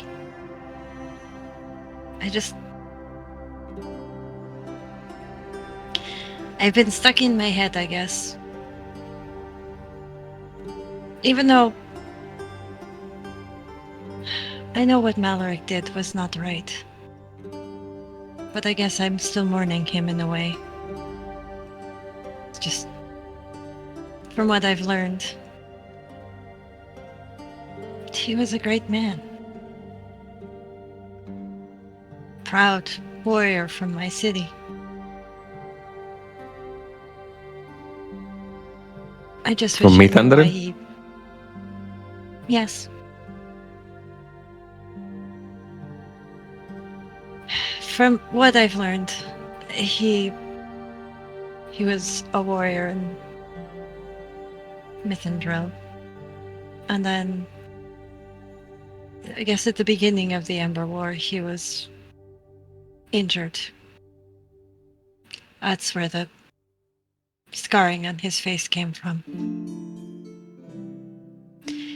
So he went back to Mythandrin to obviously continue to protect the city, but just before the city fell, he was called to Elendor. Imagine learning your city was completely destroyed as a warrior, and you weren't there. And that maybe you were the only person left. But being able That's- to help Mythandrin is one of the greatest shames of my people. Trust me.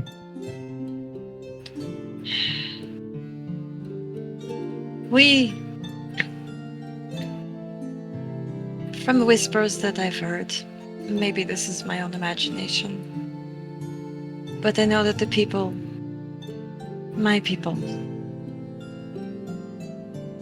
even though we knew ahead of time what was coming, somewhat, we knew it was pointless to call in any other city. Would any of you have reached us in time? So we prepared. They prepared. The children were sent out. And everybody left in the city knew that they were going to be there to defend the city. We just didn't realize what it was going to be defended from. If any of you had come, it might not have made a difference. Except for later on in the war, the Castorum would have had more power. Because more great warriors would have fallen. So don't hold the guilt. What my people did, we knew what we were doing. We were buying you time. Time to protect yourselves, and time to prepare for what was coming. So don't hold any guilt.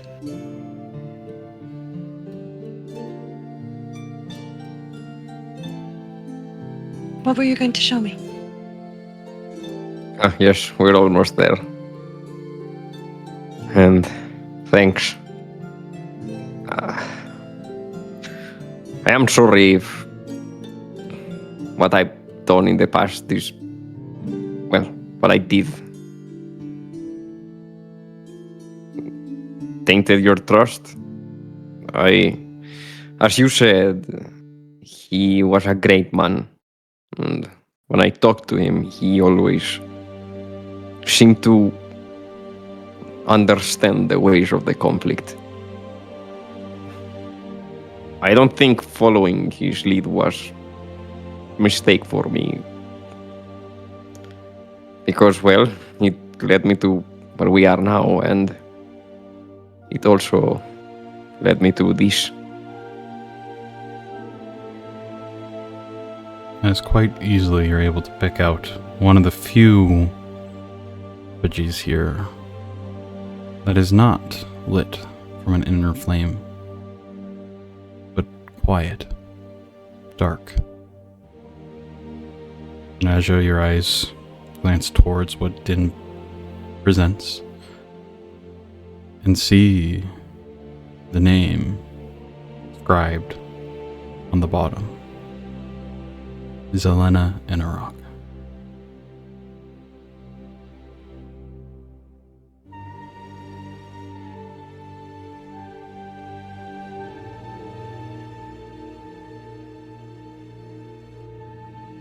You see Asja's smile just fade from her face as she walks over and her fingers just run across the name. She's not here, though.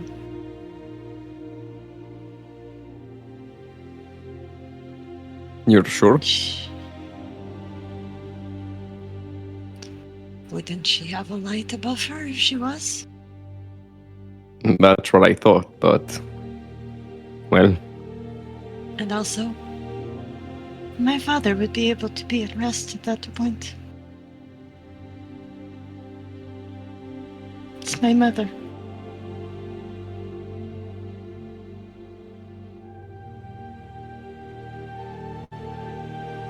I'm sorry, Asja. I don't really know what this means, but... I'm sorry.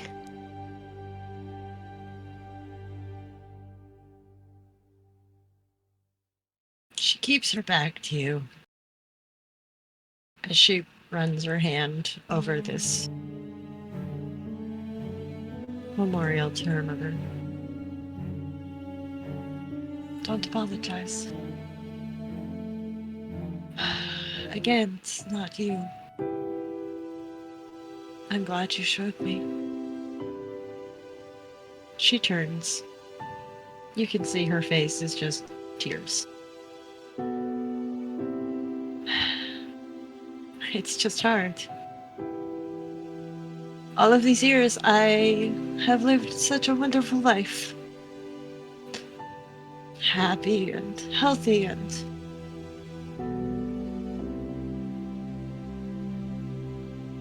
thinking my parents were dead and that they were waiting.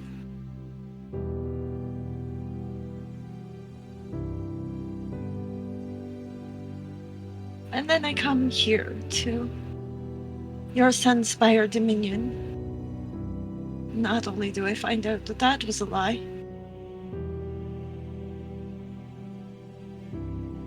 my father is still alive, but he wants nothing to do with me. My mother may or may not be alive. My grandmother said she was there, but... again, who knows?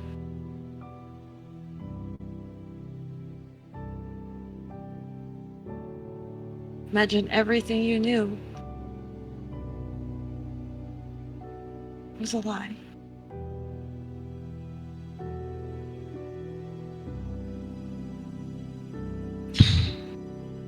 I'm glad you showed me this, though.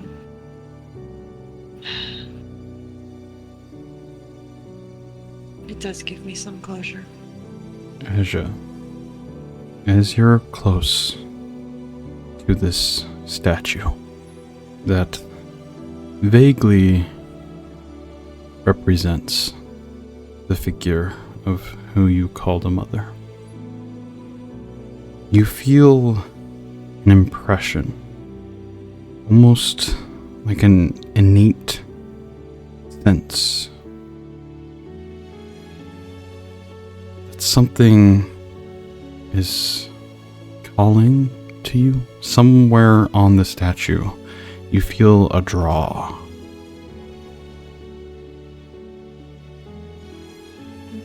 She will approach the statue and kind of run her hands over things and trying. As your hands kind of instinctually go towards this spot, that not physically, not even really mentally, but just emotionally, this gut feeling, they eclipse a small ruin that begins to glow with some light for just a brief moment. And from that, your mind is taken to a different place, or rather, a different time, as you would observe what appears to be a memory that has been placed here. You see a figure kneeling in front of the statue, their voice broken. You see the tears fall from their face as you recognize your father's voice. I can't do this without you. What am I supposed to do?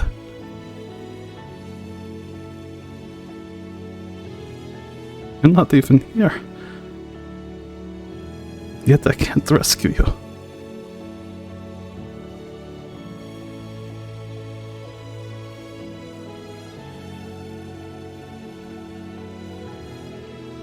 It's all gone. What do I do?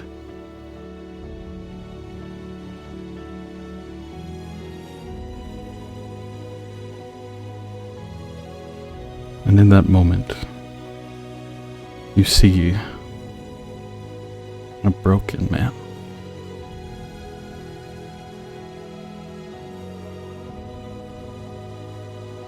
And then you're pulled back to your moment in time as your hand drifts off the statue.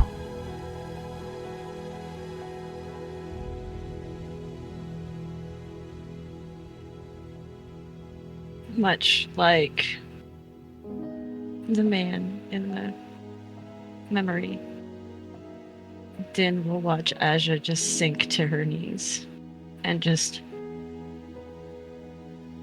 for the first time ever that you've heard, deep sobs with sound start to come out of her.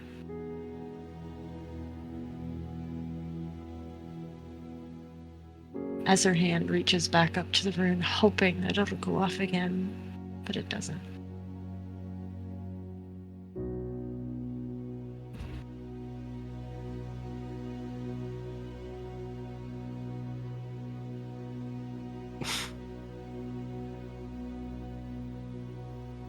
Asja, you are so strong. Rescue her. Rescue her from where?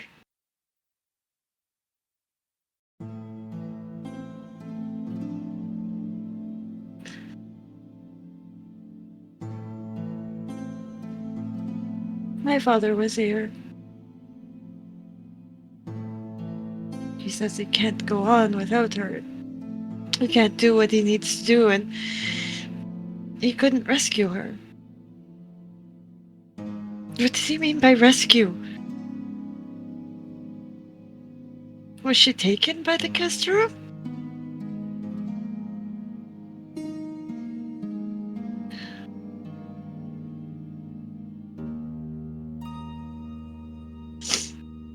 So this was your father's work? I know it was, but yes. My father needed somewhere, I guess, to mourn my mother, to grieve her.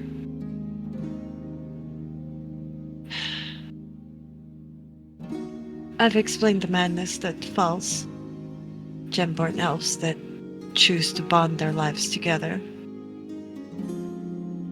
At this point,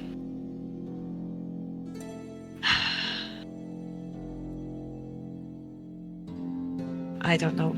He seemed pretty lucid, but he probably was already starting to fall into madness, just not being able to find her.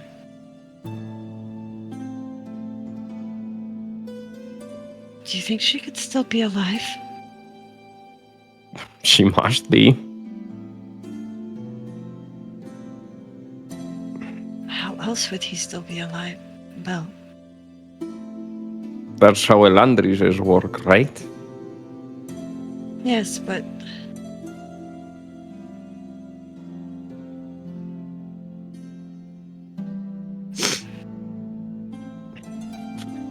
oh, I don't have time for this. Ugh. You are wise beyond your years. Like, I think, you should trust your instinct. It's been right every time.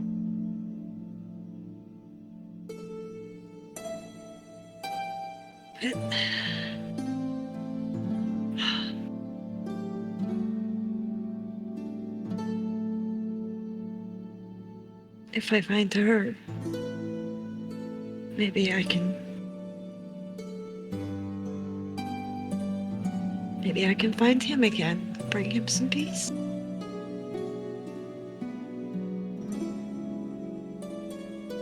Maybe then I'll be worthy of being his daughter.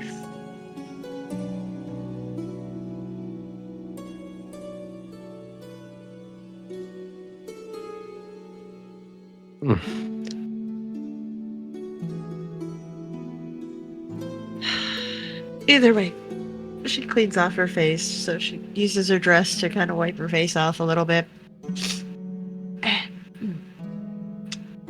Yep. Am I puffy? I don't like being puffy. Then people ask questions like, oh, why were you crying? I don't like those questions. We can go for a walk before we go back home. I do owe you snack. Yes. I believe the term eating my feelings would be very good right now. I'm very confused, Din. I don't know what to do anymore.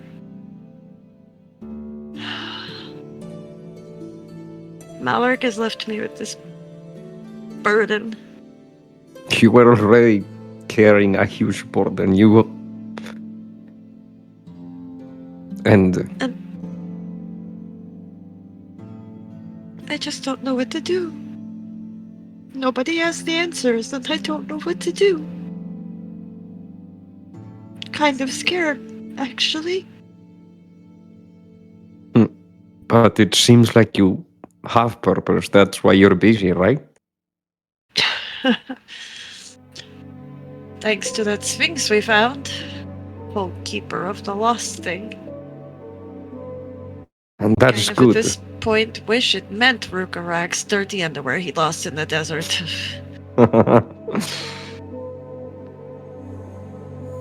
Probably a lot less stressful than, hey, find this thing and make sure that every single person on Zorka stays safe. Do your people have a legend about 6 heroes? Or about, the paragons? I don't think so, no. Go ahead and roll a history check. Okay, sure. Let's go, dice. 14? 14. It doesn't sound familiar. I mean, your people have a lot of history, and you know that there were stories that have been lost to time as well. Nothing comes to mind immediately, but it wouldn't be out of the ordinary that they did have something that you just haven't heard before. I don't know, but Kertas is, well, according to legend, we are a fraction of a bigger city. Kertas is just a piece that broke and fell, as the rest. Kind of, I don't know what really happened to it. We don't know what happened to our ancestors, but Kertas had to survive and meddle in the conflict. We were thrown in the middle of it, so to speak. And our greatest legend is about just a single warrior, Ixalar. And he was very virtuous in the ways of the conflict. That's the legend, but I don't think he's a paragon for the Dominion, just for our people. It would not have been the Dominion. The stories of the Paragon and the Six that I found earlier, these were stories well beyond modern times. These were ancient times.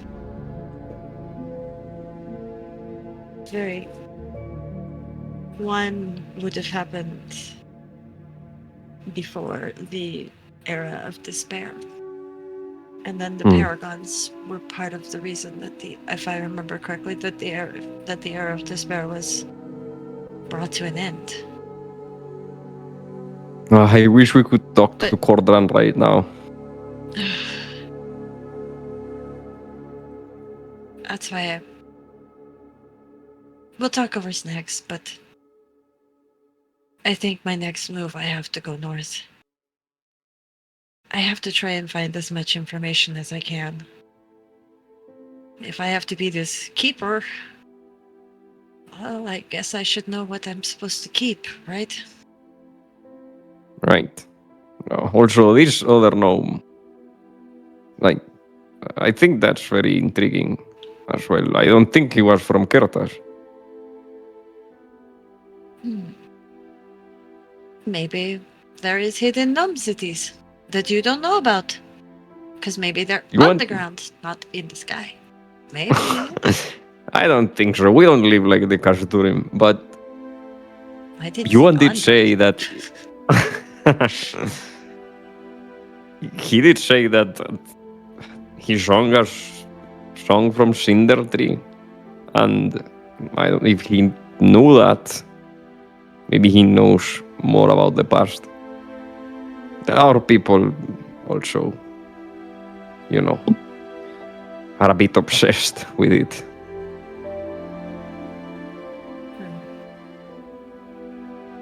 I'm not sure.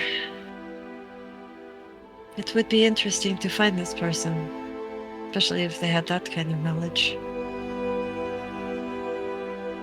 I wonder.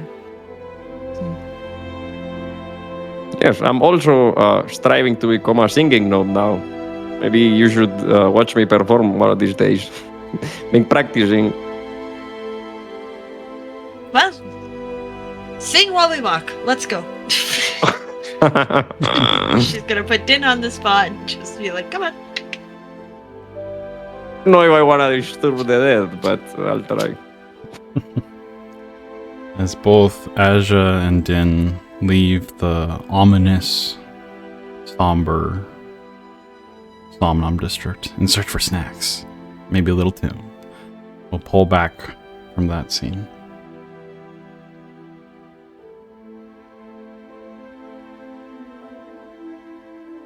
As Stormwick churns, and the winds of the Tempestus roar beyond the city walls, you find yourself once again ascending the heights of Altari's Spire district. It is the 25th day of the season's second month, and you've been invited formally and politely back to the estate of Jean Yin Quinn. The high estate exudes luxury, though not the kind that screams for attention. It's refined, curated, an old sort of wealth, passed down through generations of elven lineage. The spire is tall, elegant, and unmistakably noble in its posture. This home is a legacy. You remember the last time you stood before Jean, the blazing ball, the chaos that followed, and while they've since offered apologies, assurances of ignorance regarding the attack, there's still a trace of caution in each of your steps. An elven butler greets you with practiced poise and leads you through a marbled floor corridor lined with portraits. Elven faces peer from the gilded frames, regal, solemn, all bearing the unmistakable bone structure of the Yin Quinn line. Ancestors, perhaps. Ghosts with opinions. You're led into a finely furnished sitting room, where cushions are arranged just so, and the air smells faintly of citrus blossom and parchment. Tea is poured, ornate trays and hors d'oeuvres are offered. The butler bows slightly and informs you, Master Yin Quinn will be with you shortly. And you're left alone, glancing between one another. No explanation was given for this meeting, only a note, sealed in violet wax, promising an offer worth hearing. Whatever Jean wants, it's important, or at least calculated. As the four of you sit, glancing at each other, little hesitancy in your eyes.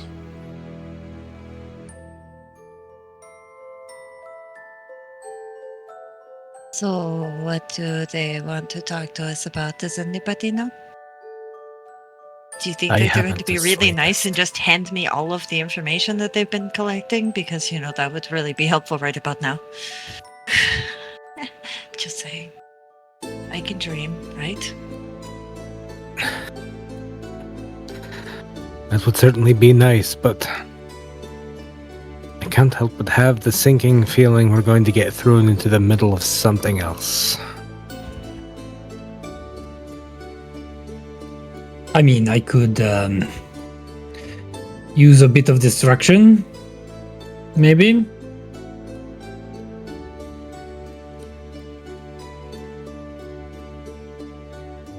Hi, I'm the Vortex. I'm really sorry. There's not much I can say.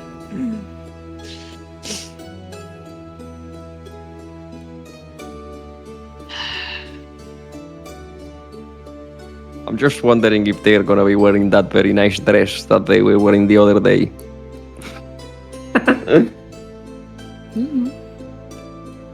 I wonder if they use the same tailors that we did, or if they have a different one. That might be good to ask, Maybe they have a personal tailor, and that can be part of our bargaining price for whatever they want.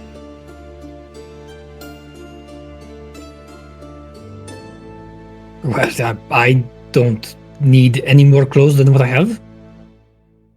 But What? You can always use a bit more clothes. We It's have more weight to closets carry. now. We can leave. We have closets now. We can leave them here. I guess Or that's the sorry, point. we have wardrobes now. We could leave them here. Yes, Baltari is also the place with the, I really like the clothes here, not like in Elendor. I think I should buy the captain a couple, dresses and stuff. Do you already have our sizes memorized?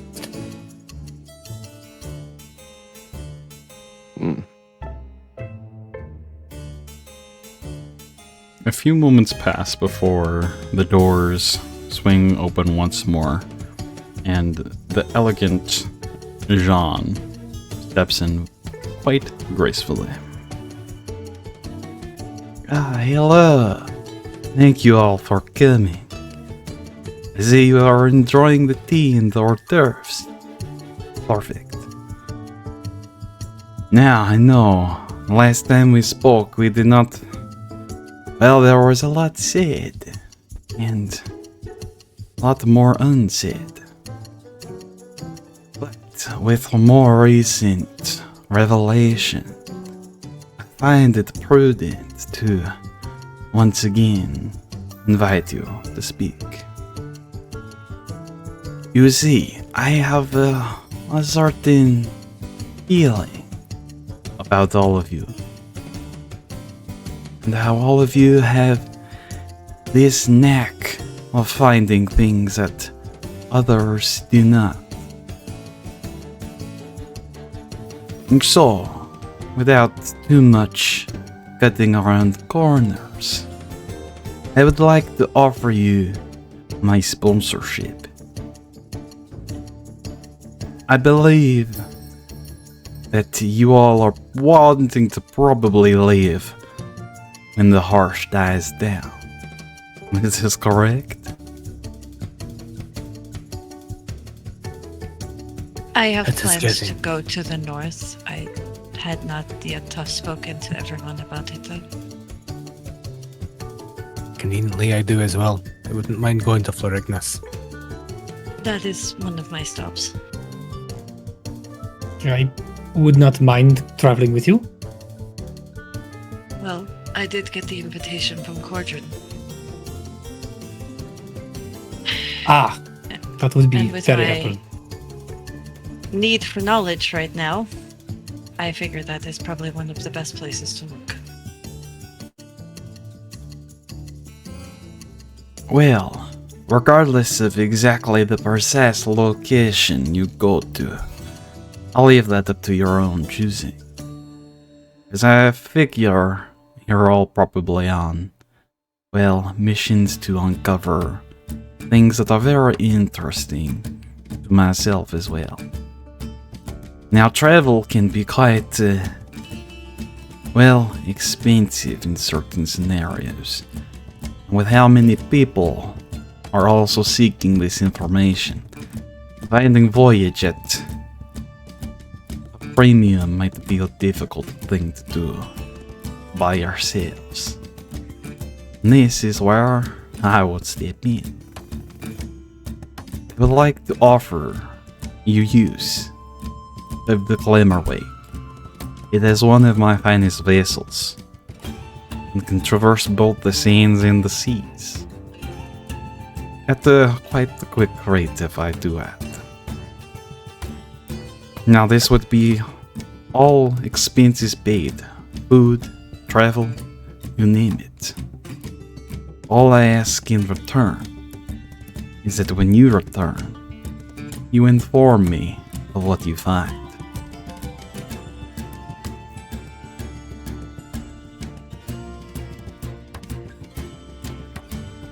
Certainly doesn't Okay. sound like a bad deal.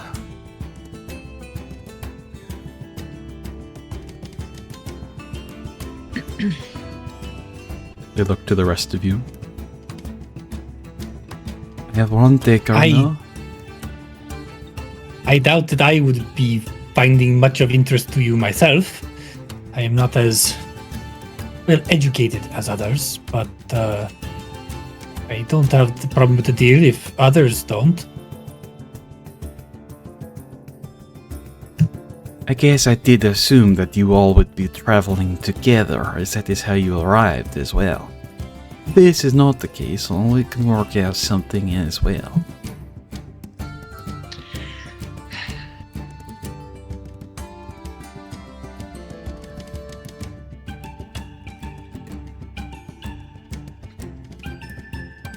This is where the negotiations start, at least for me. So, if everyone else is going to say just okay, that's fine, but I want full access to everything you've already studied. That can be provided, as I've already given you most of what we know, but there are things that we have unveiled over the past few months that I think would aid in your search as well.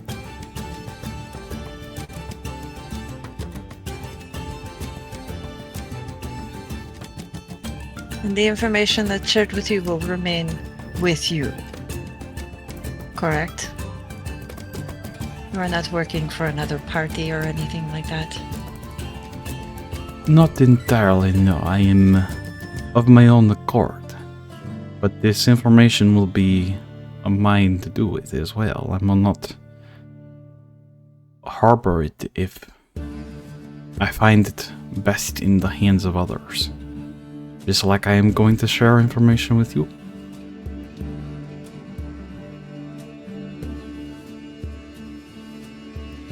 But I will promise you this at least. I will not be so easily bought by those less savory offer trivial matters for information.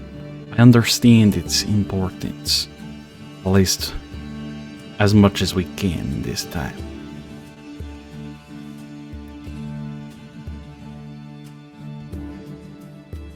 Well, I do like being first in the race, so if you can offer a fast ship and whatever information you have, including what you've just uncovered in the past couple of months, then I agree to share the information or whatever I might find along the way. I'm sure the others will share as well, but I promise to be open, honest, and truthful and share everything with you. I'm glad to hear. And not hold anything back. And what about... Only because I love Grontars, but they take so long to get there anywhere, so a ship is good. What about you? As their eyes glance over to Din. Say you've removed your helm. Yes, I'm sorry for the messy hair.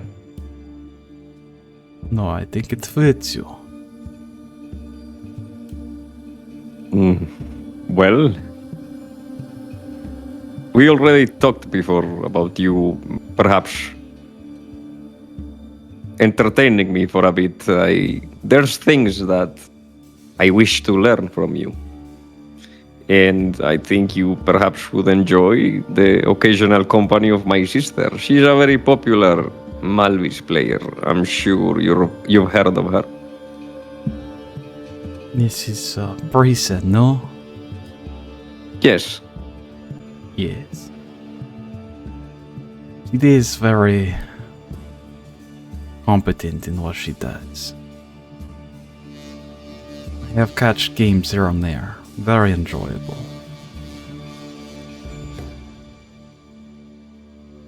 Yes, she is very lively and she is entertaining when she drinks. I think you would like her. I do not doubt it.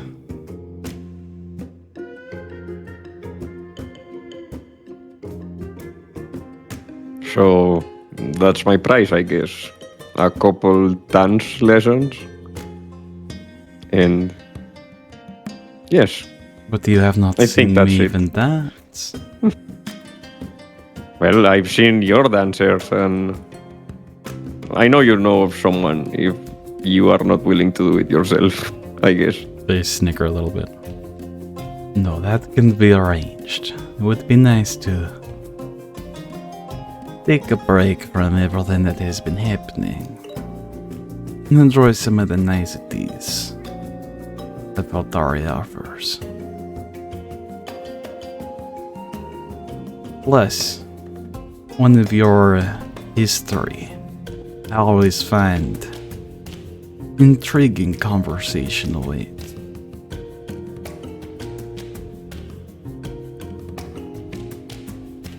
I'm more than glad to share it with you. Very well. Currently, the Glimmer Wake is being well modified to go even more quickly. We have some discoveries that have made it possible to travel faster than before. I will have the crew get ready, and by the 3rd of Aquarin, and the rains have continued to call down, making enough water to stride across, you will depart. Or can depart, I guess. But it's there for your use.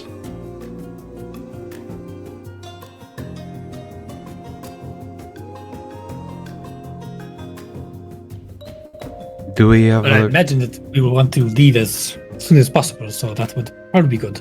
I imagine so as well. I'm sure before the month is even here, and Stormwake hasn't fully died, there'll be those that travel out. I'd recommend not going that quite early. But the Glimmerwake should be able to make up lost time for those few days that we wait for the waters to fill.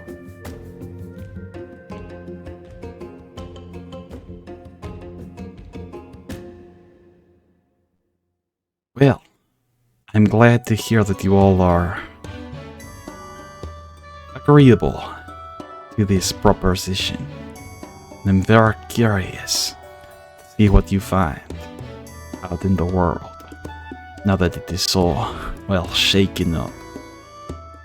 I'm sure you will stumble upon things once more that people have been yearning to learn.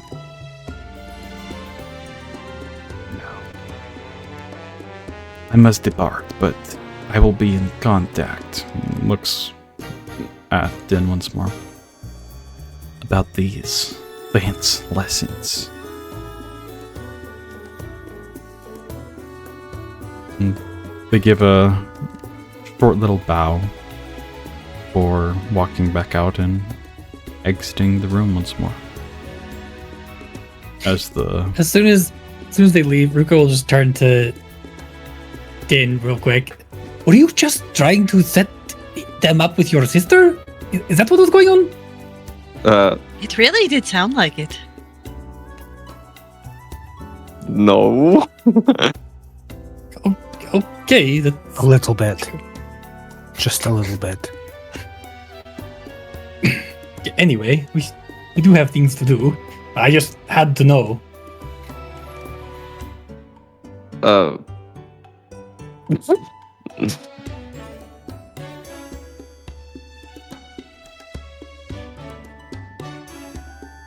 Alright, Well, sure. maybe your sister is like you. She likes elves too. Who knows? Sorry, Starfish. Shortly after, the butler re-enters and guides you all back out into the grander city of Veltari. As we pull away from that moment.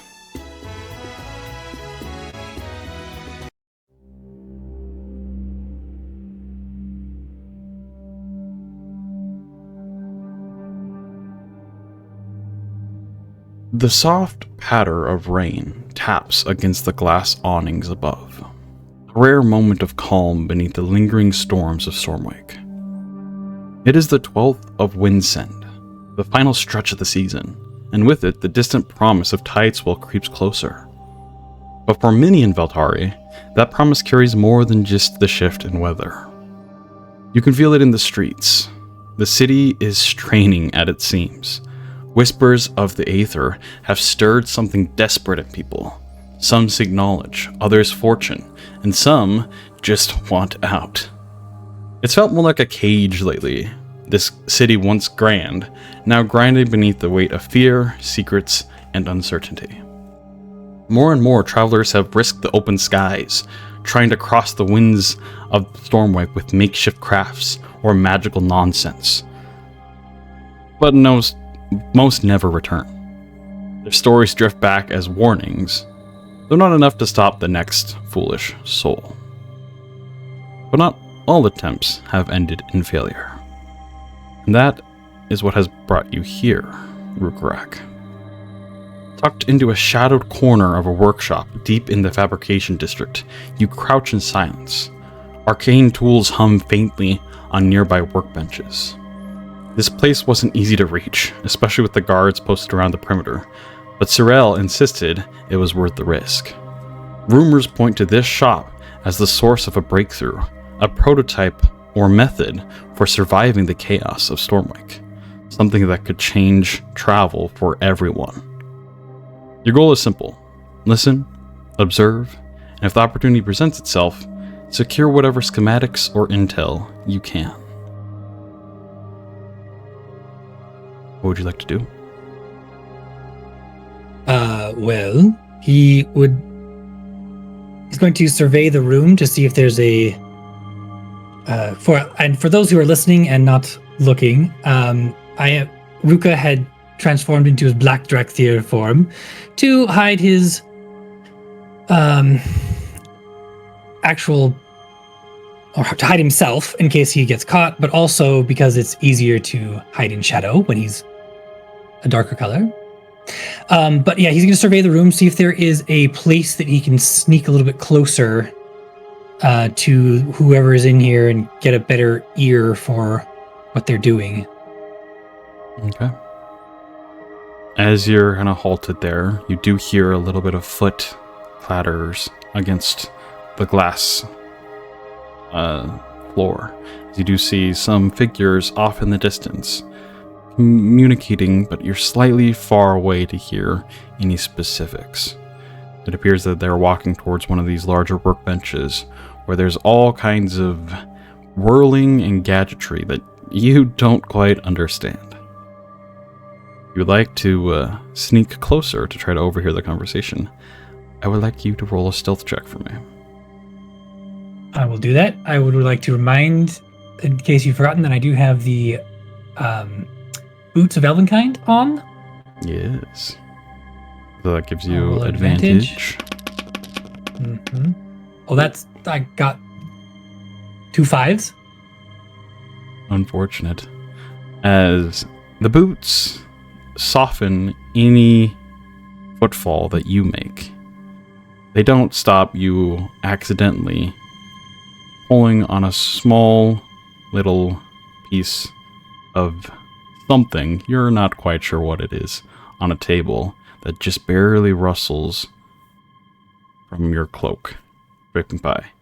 And it slowly falls to the floor. It's nothing glass, and it doesn't shatter. I rolled a 5. It was a total of 13. It's 5 plus 8. Yes, I'm aware. Okay. And it doesn't shatter, but it does make a little thump and fall on the floor. And you do notice that these individuals are alerted. Not quite like, oh, there's someone here. But they do stop their conversation halting as you barely hear, did you hear that? What was that? He will quickly duck under whatever's nearby and just wait. Okay. For however long it takes for them to back for a moment and reclaim the shadows. Go ahead and roll one more stealth check for me. This time, just roll with advantage again. Straight roll? Yeah. Oh, with advantage? Okay. Oh, that was first roll. Are you kidding me? Why can't I? A 16. Okay, thank goodness for that advantage. You quickly duck back into the shadows as the alarm didn't trigger them to start searching the premise. Just a little bit of curiosity, and now they're a little on edge. But after a few moments, they continue to converse. But once again, you're just a little too far to hear what exactly the details they're talking about. They kind of sound like Charlie Brown, like parents, like you can't quite make out the details. What would you like to do?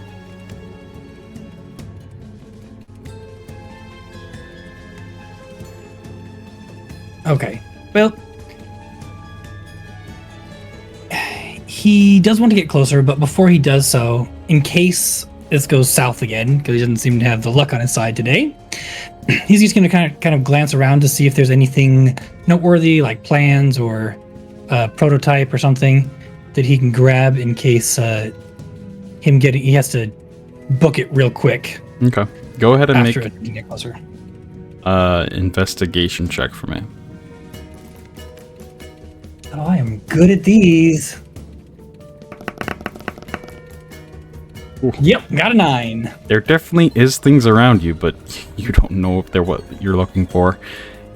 You can assume that what they're working on over at the table they're currently around studying probably has something of more importance. You can grab something for sure, but you're not sure if it will help you or Sorel in any capacity. Yeah, no. He'll try to creep closer. Okay. Go ahead and roll another stealth check for me.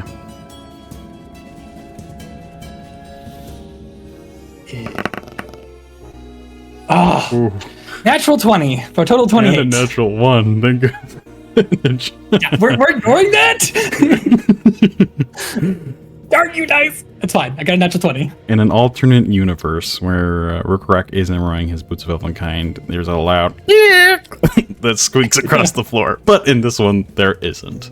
As you very quietly, deftly approach closer to the point where you can hear these individuals and overhear a bit more of their conversation. And they're speaking of some sort of device that they're calling a windrunner, and how it needs to be tuned to the right elemental frequency of the air element, and how currently they're trying to overcome the necessity of a pilot that is quite the established aeromancer in their last tests, successful tests. And you can hear them start to deliberate and try to overcome, like, oh man, it would be so nice to have the entire world to be able to imagine if anyone could travel during Stormwind, not just those inclined with the element, like aeromancers. Stuff like that, conversation of that note. And as you creep a little closer, you don't provoke any attention from them, as they seem to being loosed in their conversation a bit more, engrossed in their work. And you get just close enough that you do see some papers scrawled across a desk that look relatively important. Your intelligence and skill in this matter is not strong, and so you don't know if they're exactly, but if you had to guess, someone else definitely could probably read these and understand what they contained. And quickly you swipe it off the table without them noticing, and are able to depart if you so choose. Yep. I feels like he has gotten exactly what he needed. Okay. So after spending a brief moment exiting the facility here and making sure that you are not spotted by any other hired guard that these individuals have brought in, you retreat back to the meetup spot where you and Sorel have put, as you would have been notified that the hideout that you guys were in the Oasis is no longer viable. But you meet at a local tavern of some sorts, where there's a bit of some commotion as some elven individuals are drinking and enjoying a night here in Valtari. And quickly enough, you spot the disguised form of Sorel, as she told you what to look for, and you sit down on the booth opposite of her. What'd you get? Oh, I heard them talking of plans of air transport without the aeromancer, and these looked important. And he'll pass over the papers. Got some schematics. She looks at them, and you can see some confusion in her eyes too. Yeah, I'll have someone else look at these. These are relatively complex, but very well done. Those will come in handy. You did good here, Rhukkarrak. This came for you. She pulls out a letter and slides it across the table. Now, Was that the reply? yes. It took a while to get here, and it wasn't easy to get your letter to where you wanted it to go in the first place. Hopefully this serves as payment, at least for now. Oh, yes. Thank you so much for getting my letter back home.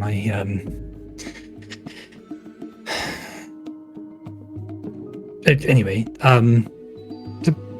She stands up and kind of waves down the bartender before turning back to you. Hopefully it has good news. And she just gives yes, a nod and I hope so. starts to walk off away from you.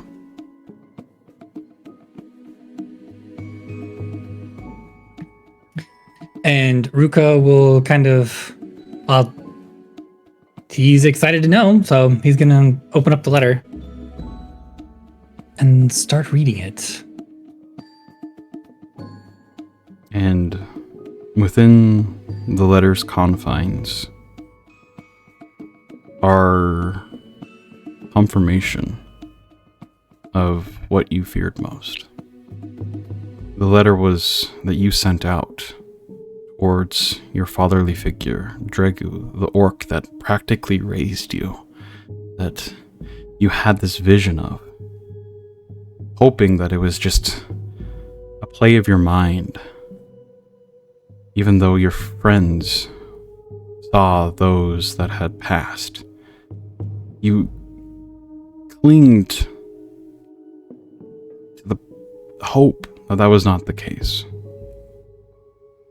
But this letter confirms the worst, as it is from another orc from Neldrin Erd, informing you that he did pass several months back, and that things in the orcish encampment under the storm breaker peaks are not doing good.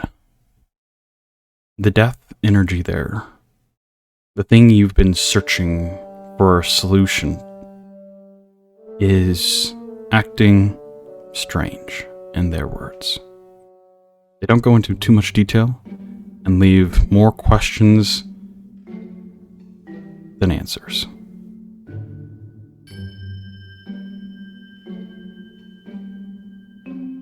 So as he's reading the letter, his expression doesn't change, but tears start to form at the corner of his eyes and stream down his face. And as he finishes, he sits there perfectly still in silence. And then he suddenly reaches up towards his face in shock and feels the tears.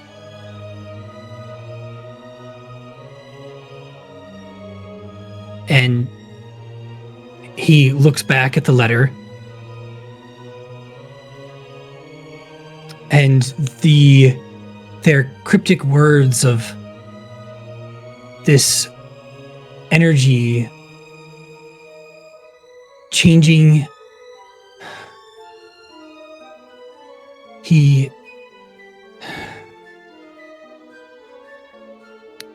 gets up and shakes himself a bit. Oh, I think Asja would like to know this. I need to get this information to her. And he just stands there for a little bit and then turns and walks out of the pub. Okay. And as Rhukkarrak's emotions are quite high in this night of Wind's End, and pull back from that scene.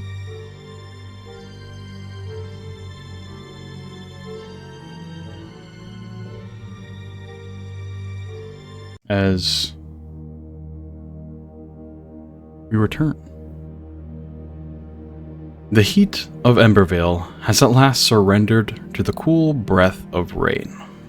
It is the first day of Aquarin, the beginning of Tideswell, and with it comes the long-awaited calm. The storms have quieted, the wind's still there but softened, and for the first time in months, the city exhales. The streets near Valtari's western gates are alive with motion. Elves in layered cloaks bustle past you, their boots splashing through puddles left by the morning rains. The air smells of wet stone and blooming citrus. Steam rises from faintly from the vents of the descending airway tube that leads to the dock far below. Your vantage point overlooking the channel where vessels gather before crossing Arthur's vast heart. It is early in the season for long-distance travel, but that doesn't seem to have stopped anyone this year. There is a current running through the city, restless, eager. Many are preparing to leave, and soon, so will you. But not today. Today, you're here for a farewell. Asja and Euan, you find yourself standing near Damaris and the Sunblades, their gear packed and crates loaded, including one you recognize immediately, the Heartroot sapling. Sealed once more in its protective casing, ready to journey across the continent towards the distant east.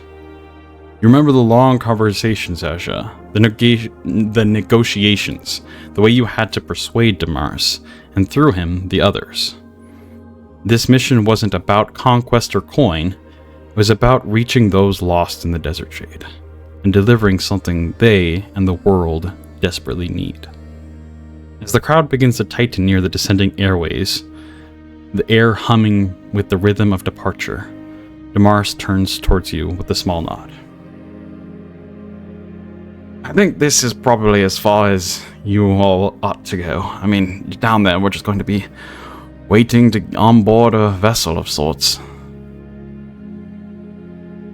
And, well, travel throughout the continent here. It's been a while since I've left this city, I will say. Asja will produce a small wooden box that she has. All right, if you could take these with you as well. What is this? She opens it up. There's 2 Elandris crystals in there. Ah, yes. It's going to take a little time before we can, use the tree as it's supposed to. And Imagine we're so. running out of them. She's gonna look at Gork, the leader of the Sunblades. Remember, when you get to a certain point, let the feelings guide you. Trust me on it. Right. I You'll hope be you're led to right. where you need to go. Just I'm right. trust our feelings. It should be And there fine. will be some of the best food you've ever tasted when you get there. I promise. Oh, is that so? I mean, you hear that again? We have something to look forward to. And every time somebody comes through the door, there's a huge party and feast for you. So, hey, it's a good thing. I like to hear it. Again, be careful around Elendor. Yes. Your wardings. We'll keep a keen eye. Nothing will stop us. I'm going to have to just trust that you get there, because when you do, there's no way to communicate.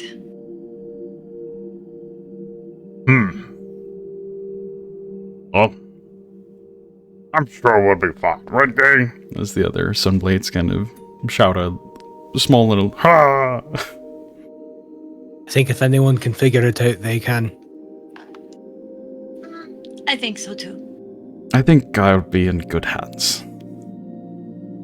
You will. I am Be safe. curious to see what you've alluded to.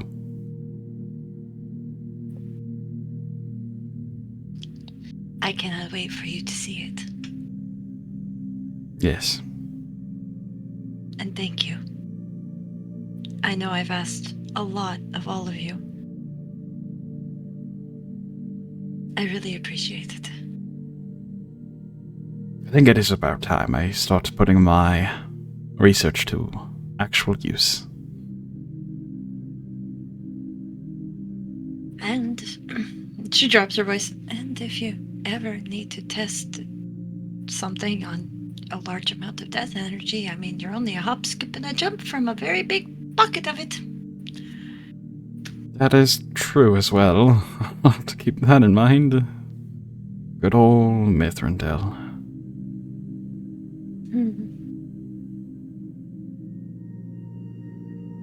Well, Euan, you wanted to...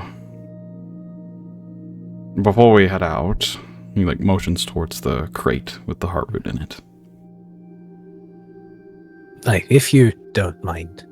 Yes, it's can we bring this over here? And Rhukkarrak and some of the Sunblades help crate the box over to a little less busy spot in the streets here. And Damaris goes and places a hand upon the crate once more, lighting up some runes as it unfolds and opens the top, as you're able to peer in and see the heart root. And it still glows with that faint light. Not like the light that it was glowing with when Malric was channeling energy from it. Not like the light that you all poured into it at the conflux. But it is still a slight glimmer.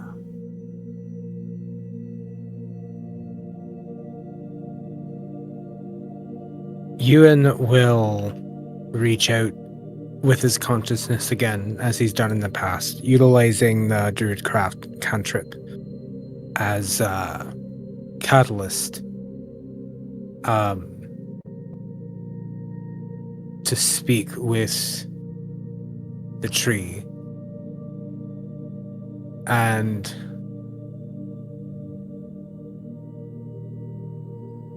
as he opens his mind and feels that connection, not just to the heart root, but all around,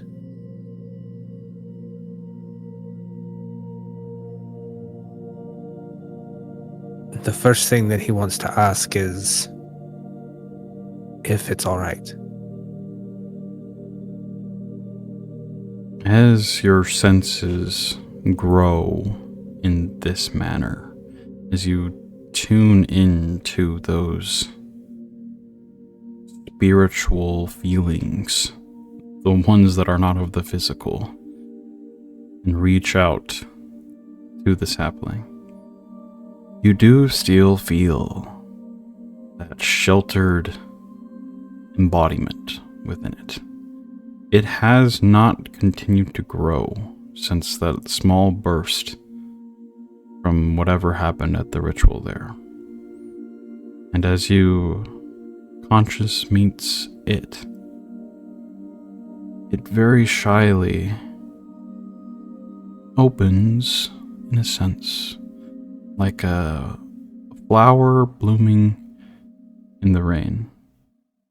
But it does not open all the way, just enough that you can sense a bit more of its being. You do sense fear and hesitancy and emotions that Euan, as a Drakthir, find hard to grasp around. The sapling is not dying by any means, but you're not sure if you would call it okay.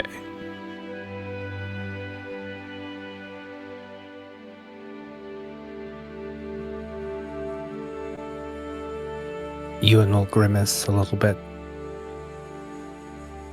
And the next question will be,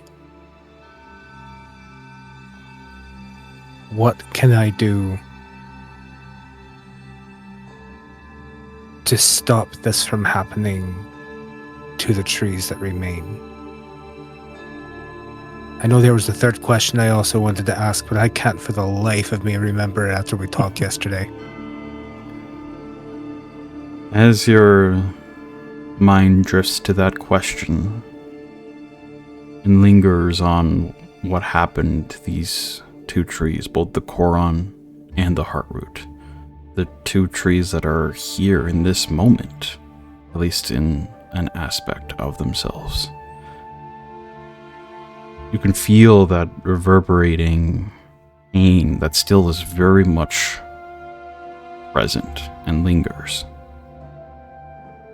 But interwoven with it are those same connections, those pulls that you've been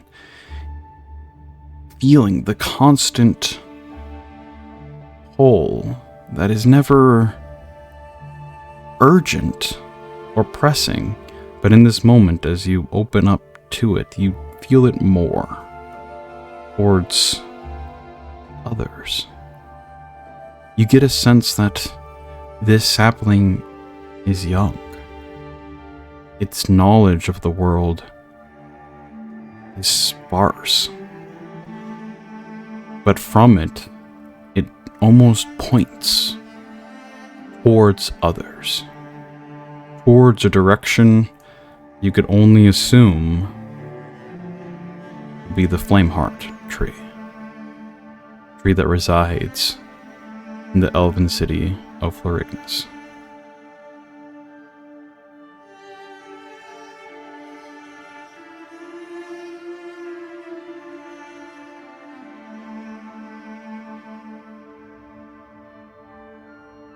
Euan will nod. And in his best ability, will try to reassure it that it's in good hands with Damaris and the Sunblades. That it's okay to be afraid, but they're taking it home. Go ahead and just roll a nature check for me.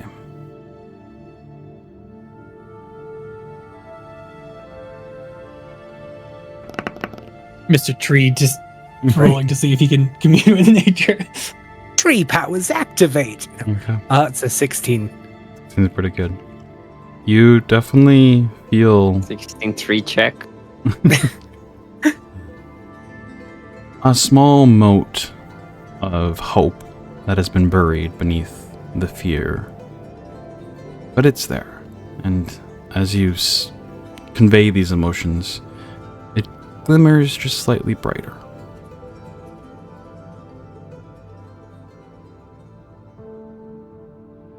Asja, is there anything you would like me to tell the Heartroot?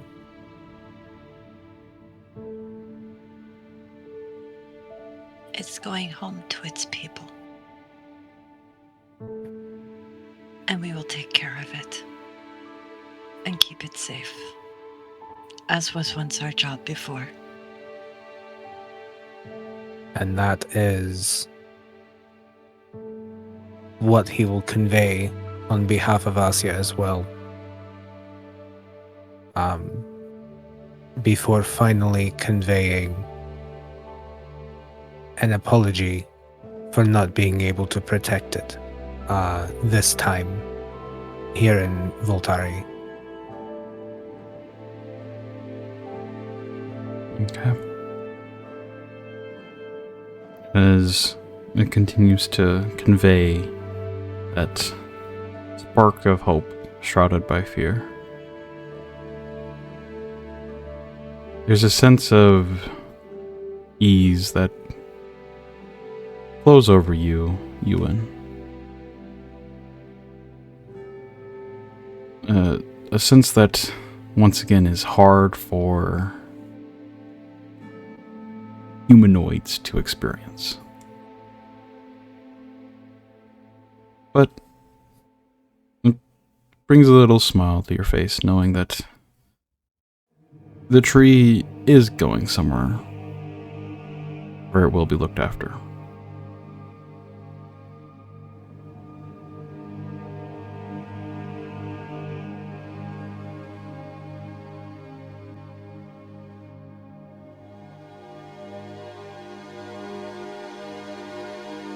About that time, Damaris kind of pipes up. Well, did you get everything you needed? I did. I'm glad. And with that, the box once again closes. The journey will be long, but we'll be safe and trust our feelings when we get closer, I guess. When you get closer, something will pull at you. Just follow the pull.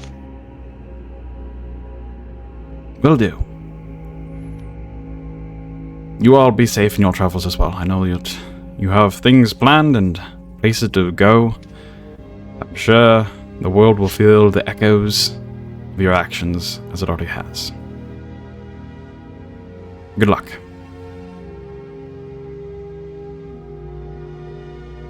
And You as well. With that, both Damaris and the Sunblades give a final wave as they continue to head down towards their departure. As the two of you feel the slight rain pick back up, that just sprinkles and blankets the city with a cool, refreshing, renewing rain. As we'll pull away from that scene and head back towards the Motley abode.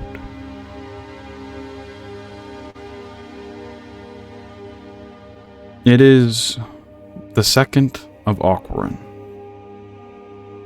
The date that Damaris gave you all that you could leave is tomorrow. It is the middle of the day, and you all have gathered to discuss what you're doing, where you're going. As you sit around with a few snacks on hand to try to decide what's next, the Motley Hue.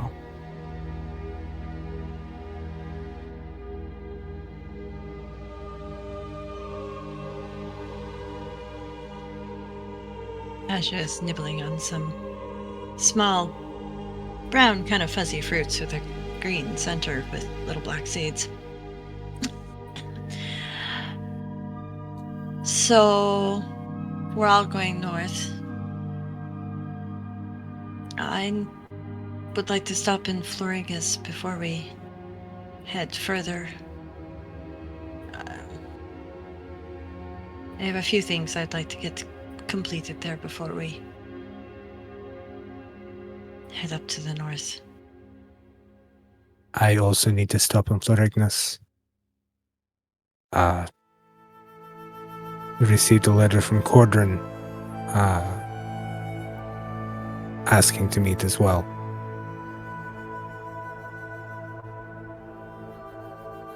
Well, that's a good thing, seeing as he never really told us exactly where to go when inviting us, so...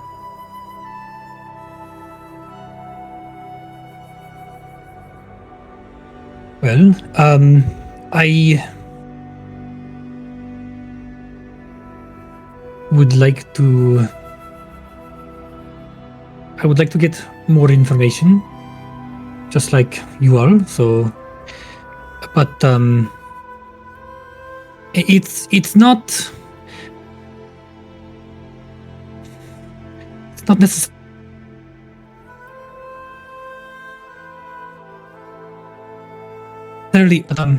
If we could stop by my home village and check in on them. You all saw the letter. And it doesn't even need to be this down season. But if we could find our way there sometime while we're in the north, I know it's selfish, but I would appreciate it. I don't think it's selfish to want to check in on the ones that are alive and that you love.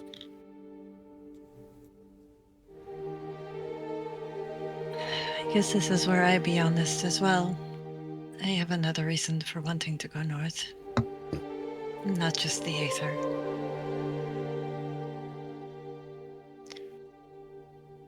Din, What is? a bit ago, took me to the Somnam. And, well, we found the grave of my mother. It's more a memorial than anything else. She's not there. But when I touched one spot on this, it's like a memory rune or something, I don't know, but something my father said. He couldn't rescue her. But I know she was still alive even after the fall. So who could he not rescue her from? My only conclusion would be the Castorum. Maybe I can find easier information up north about whether the Castorum did take prisoners when they destroyed Mythendral. Well, I should be able to help you with that. I know it will be difficult with you being, well, an elf. Just a little. I've already been having a little bit of butterflies about the whole, an elf going up to the north, even with some of the more friendly nations. Well, it is very unusual and but not completely unheard of, especially the more fringe cities that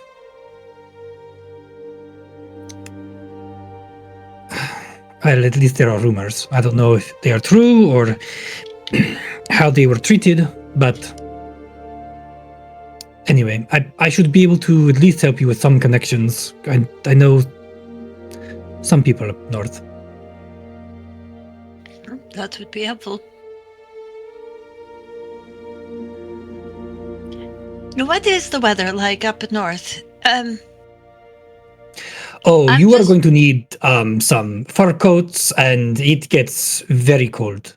Very, very cold. There's snow most of the year. Yes. Asja's smile visibly turns into this frown. Cold? Yes. She looks at Euan. How cold do you think he's talking about? I don't know, but I don't know if my warm blood is going to be a hindrance or a help. Do you think I have time to get socks of my own? I'm sure you have time to get socks of your own before we leave. If not here, then Right. definitely in Florignis, the Fire City. Yeah, that's very true.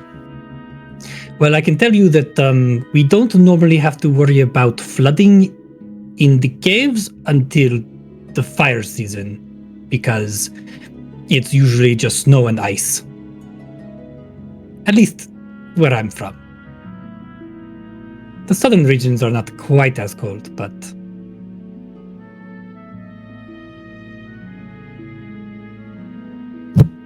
I've lived for a very long time. So one thing I have never seen is snow.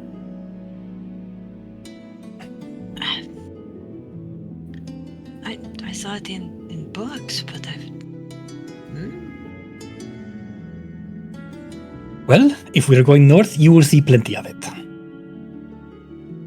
It can be fun, but it's definitely cold. Right. I'll add shopping for warm clothes to my list of things to do in Florignis. 1, go to blacksmith. 2, go get clothes so I don't freeze to death. Dean, you haven't told us about your plans. Are you also going north? Well, for now, yes. I think I'll join you. I do owe Jan whatever information we can dig up. So, yes.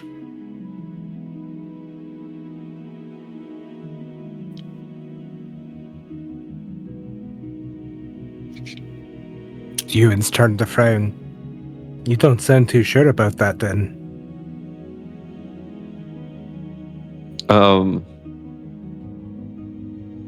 Well, for now, I think I'll come. I would like to see Florignis, actually. It's quite a lovely city, actually. It's the only one I've spent any real amount of time in. Hmm.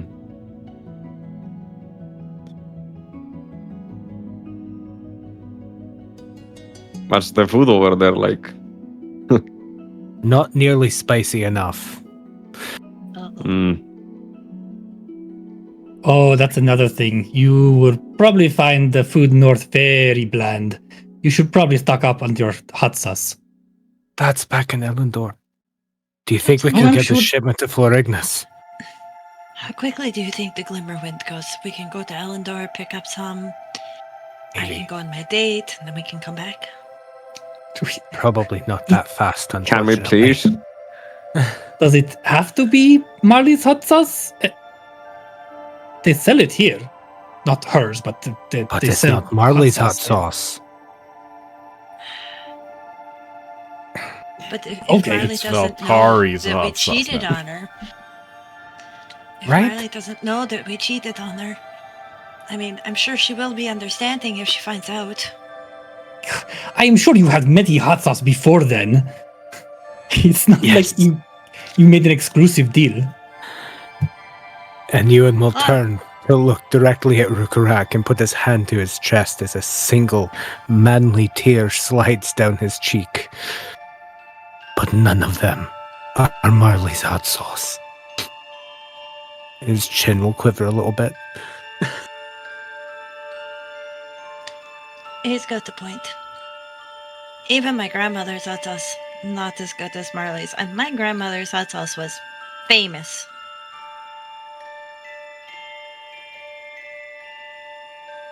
Well, then, But I guess we can find something else. You know what we should do?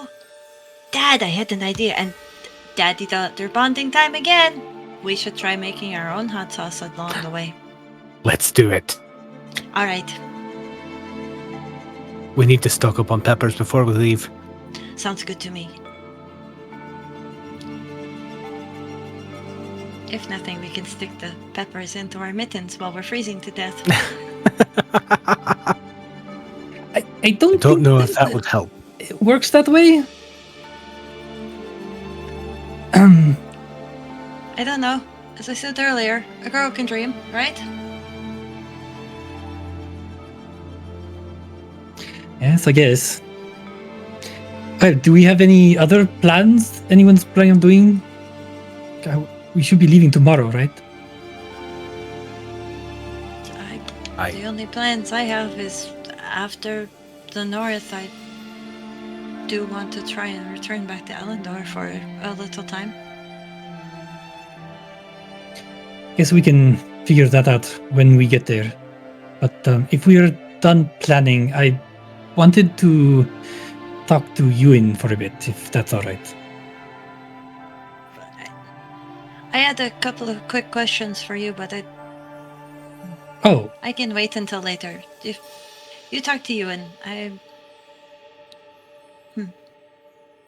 I'll go stock up on see if they have some good hot peppers and maybe just a single hot sauce. For both of us, at least to get us through until we can somehow make our own. I mean, we're going to need to stock up. We are leaving, what, tomorrow? hopefully we can get going soon enough.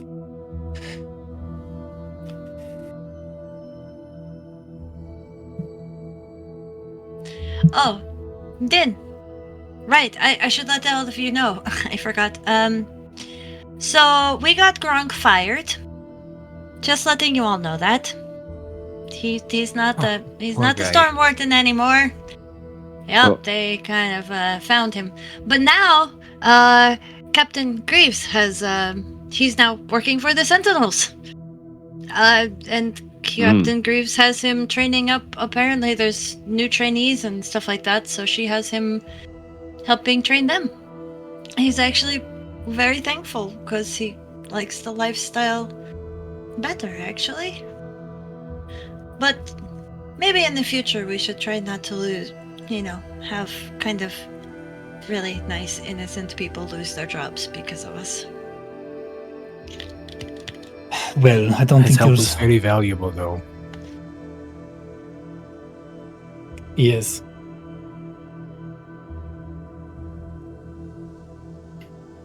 But you two, I guess. Din, what are you going to do? Do you want to come to the market with me? What is this old Gronk spending time with the captain? I don't like it. Don't worry. No. Don't worry.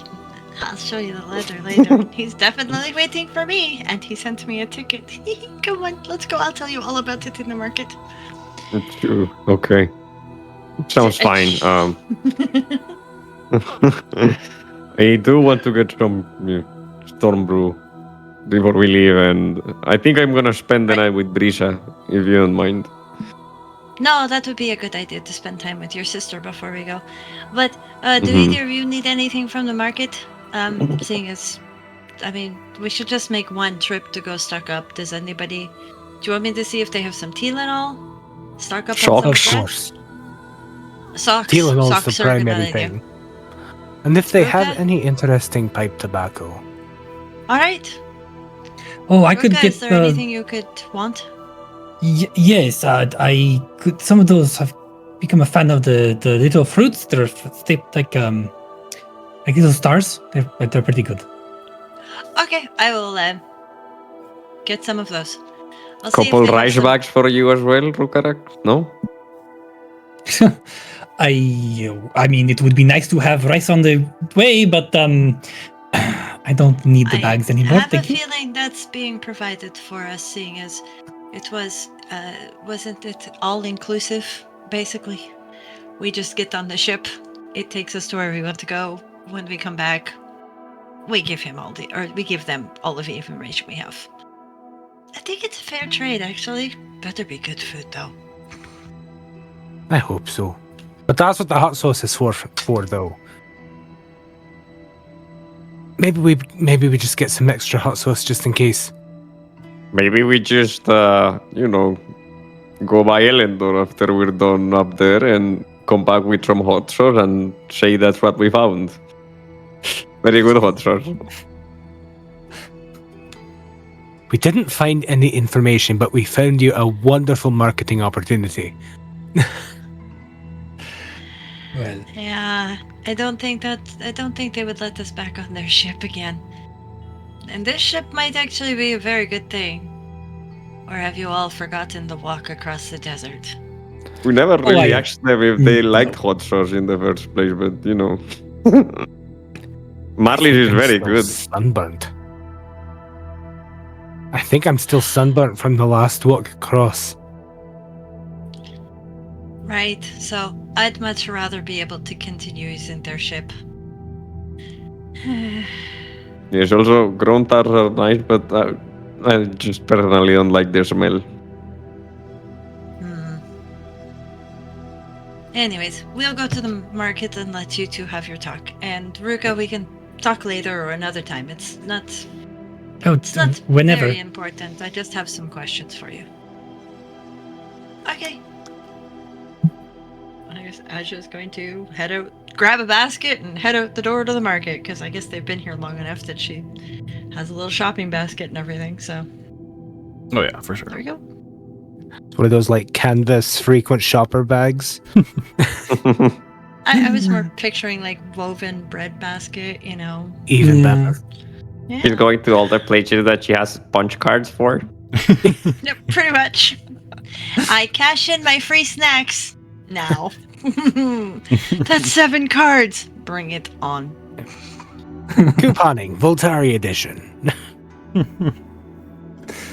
Alright, well, as Asja and Din head out towards the market, it leaves the abode a little quieter in their wake, but both the Rhukkarrak and Euan are left there by themselves. You wanted to talk to Rhukkarrak, and as he turns and asks, he will pull out his He has pipe. the place himself. He'll just start.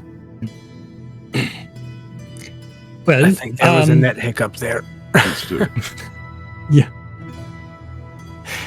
Well, you know of what happened to my father, and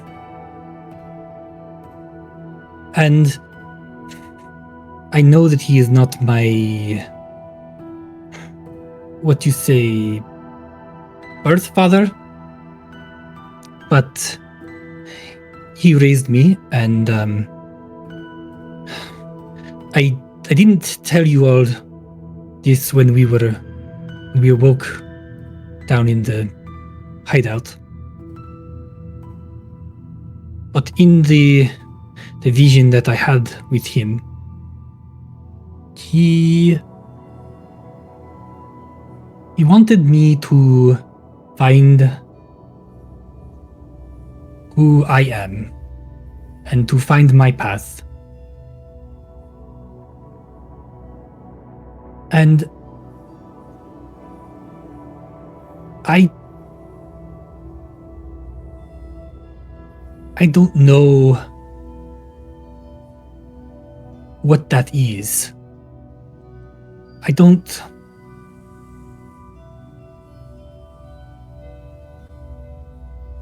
I know how to be, and he looks down at himself like this. I know how to be an orc.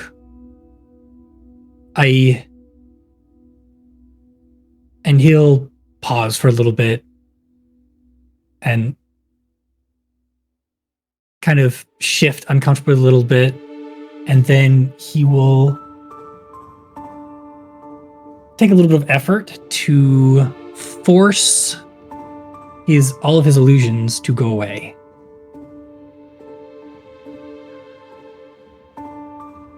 And you can see the sapphire blue scales and his body covered in scars. I don't know how to be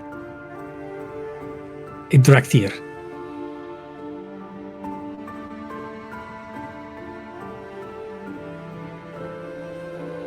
Euan will pause, filling his pipe, and regard Rhukkarrak and this form.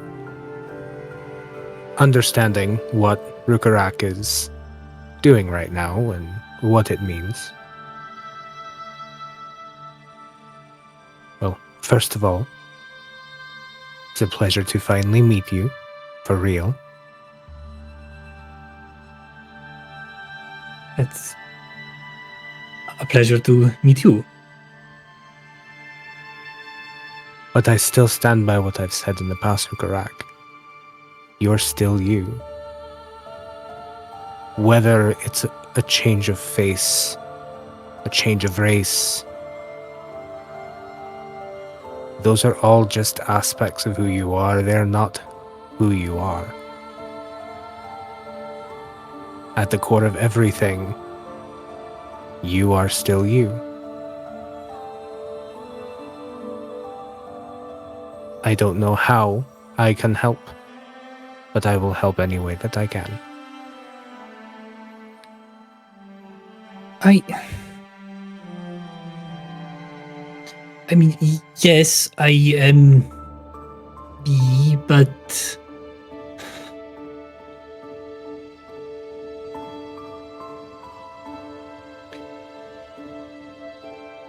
I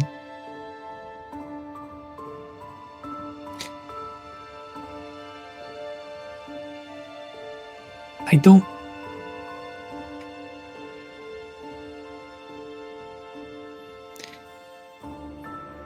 There is a part of me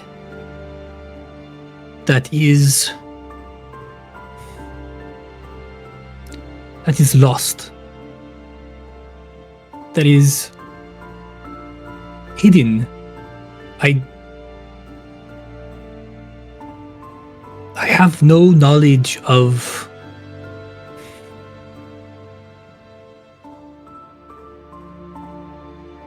And I don't know what I expect. I don't know what I just... You are the only Draktyr that I've really gotten to know. And I have discovered that there are so many things about being Draktyr that I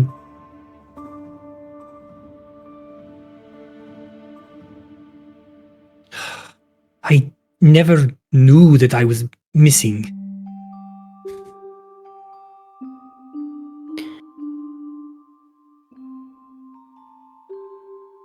There are some things that are fascinating about Draktyr societies. The Sindarian society broke away from traditional Draktyr values and ideas. And we were our own people. Kind of a weird amalgamation of both Draktyr and what we wanted to be. Unique amongst our respective races. Of course, there are the hierarchies with the Draktyr scale colors and whatnot. You yourself are, I see, quite vibrant. I was myself once. There's a strange parallel there, but very different as well. Sorry, thinking to myself.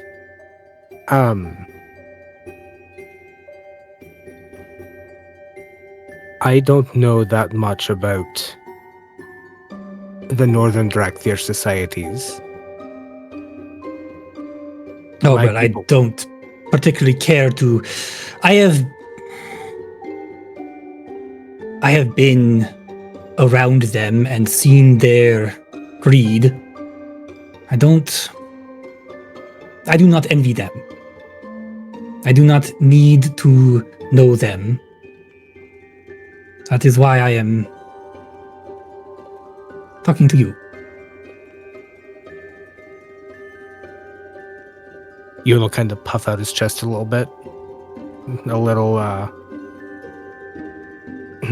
bit of an ego boost there in some ways.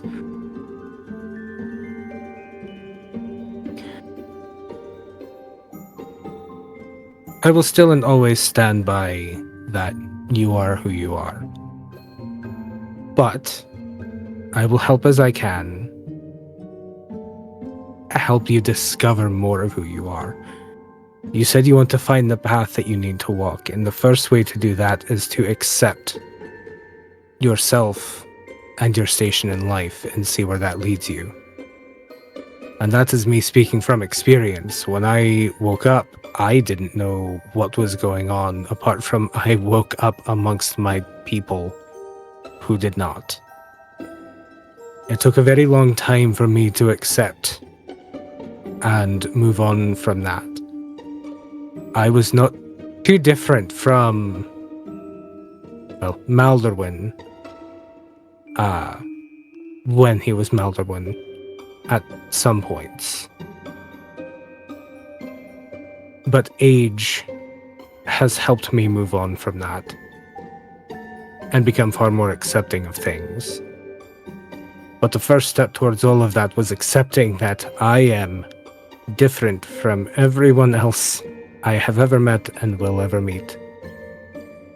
And that was my lot in life. I think that this is an excellent first step for you. Well, this is difficult, not only because I am a bit worried about what others will think, but also because I have been an orc for so long, it is so natural. I have to think about maintaining this?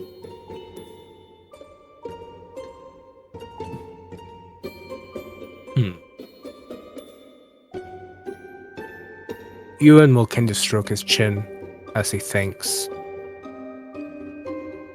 It makes sense. It's how you were raised, and what you believed you were for the longest time. You have had a lot come out about you in a very short amount of time. Not just to everyone else, to yourself.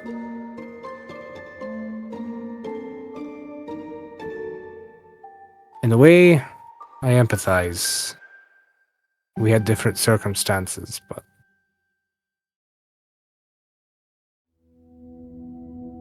we can talk. I can answer questions.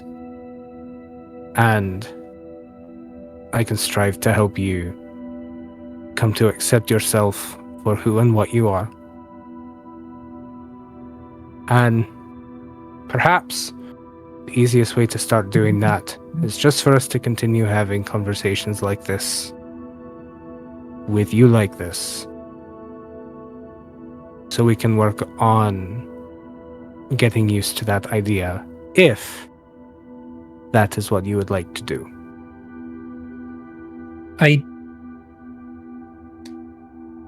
I think so. Dean had a very good point about masks and, well, particularly helmets. So, I think after that, they'll sit down in conversation, and like as you're talking, his color will slowly fade to like more of a gray, and like Rukka's just talking, but you can tell that he's just subconsciously covering up his scars and his coloring and all that kind of stuff, and he'll eventually fade to more of a white Drakthir. And I think they'll just go on like that until Asja and Din get back, unless there's anything particular you would like to bring up. The only thing that I would add to the conversation is a callback to mine and Din's conversation from earlier that we had in the room. By now, Euan's lit his pipe and is puffing kind of comfortably on it while we're chatting. I had a conversation with Din a few weeks ago about how the day always seems brighter after a storm. And I put together the metaphor for him that his helmet was his storm, and that he's come through to the other side of that, and he has a brighter day, he's smiling, he is his own person.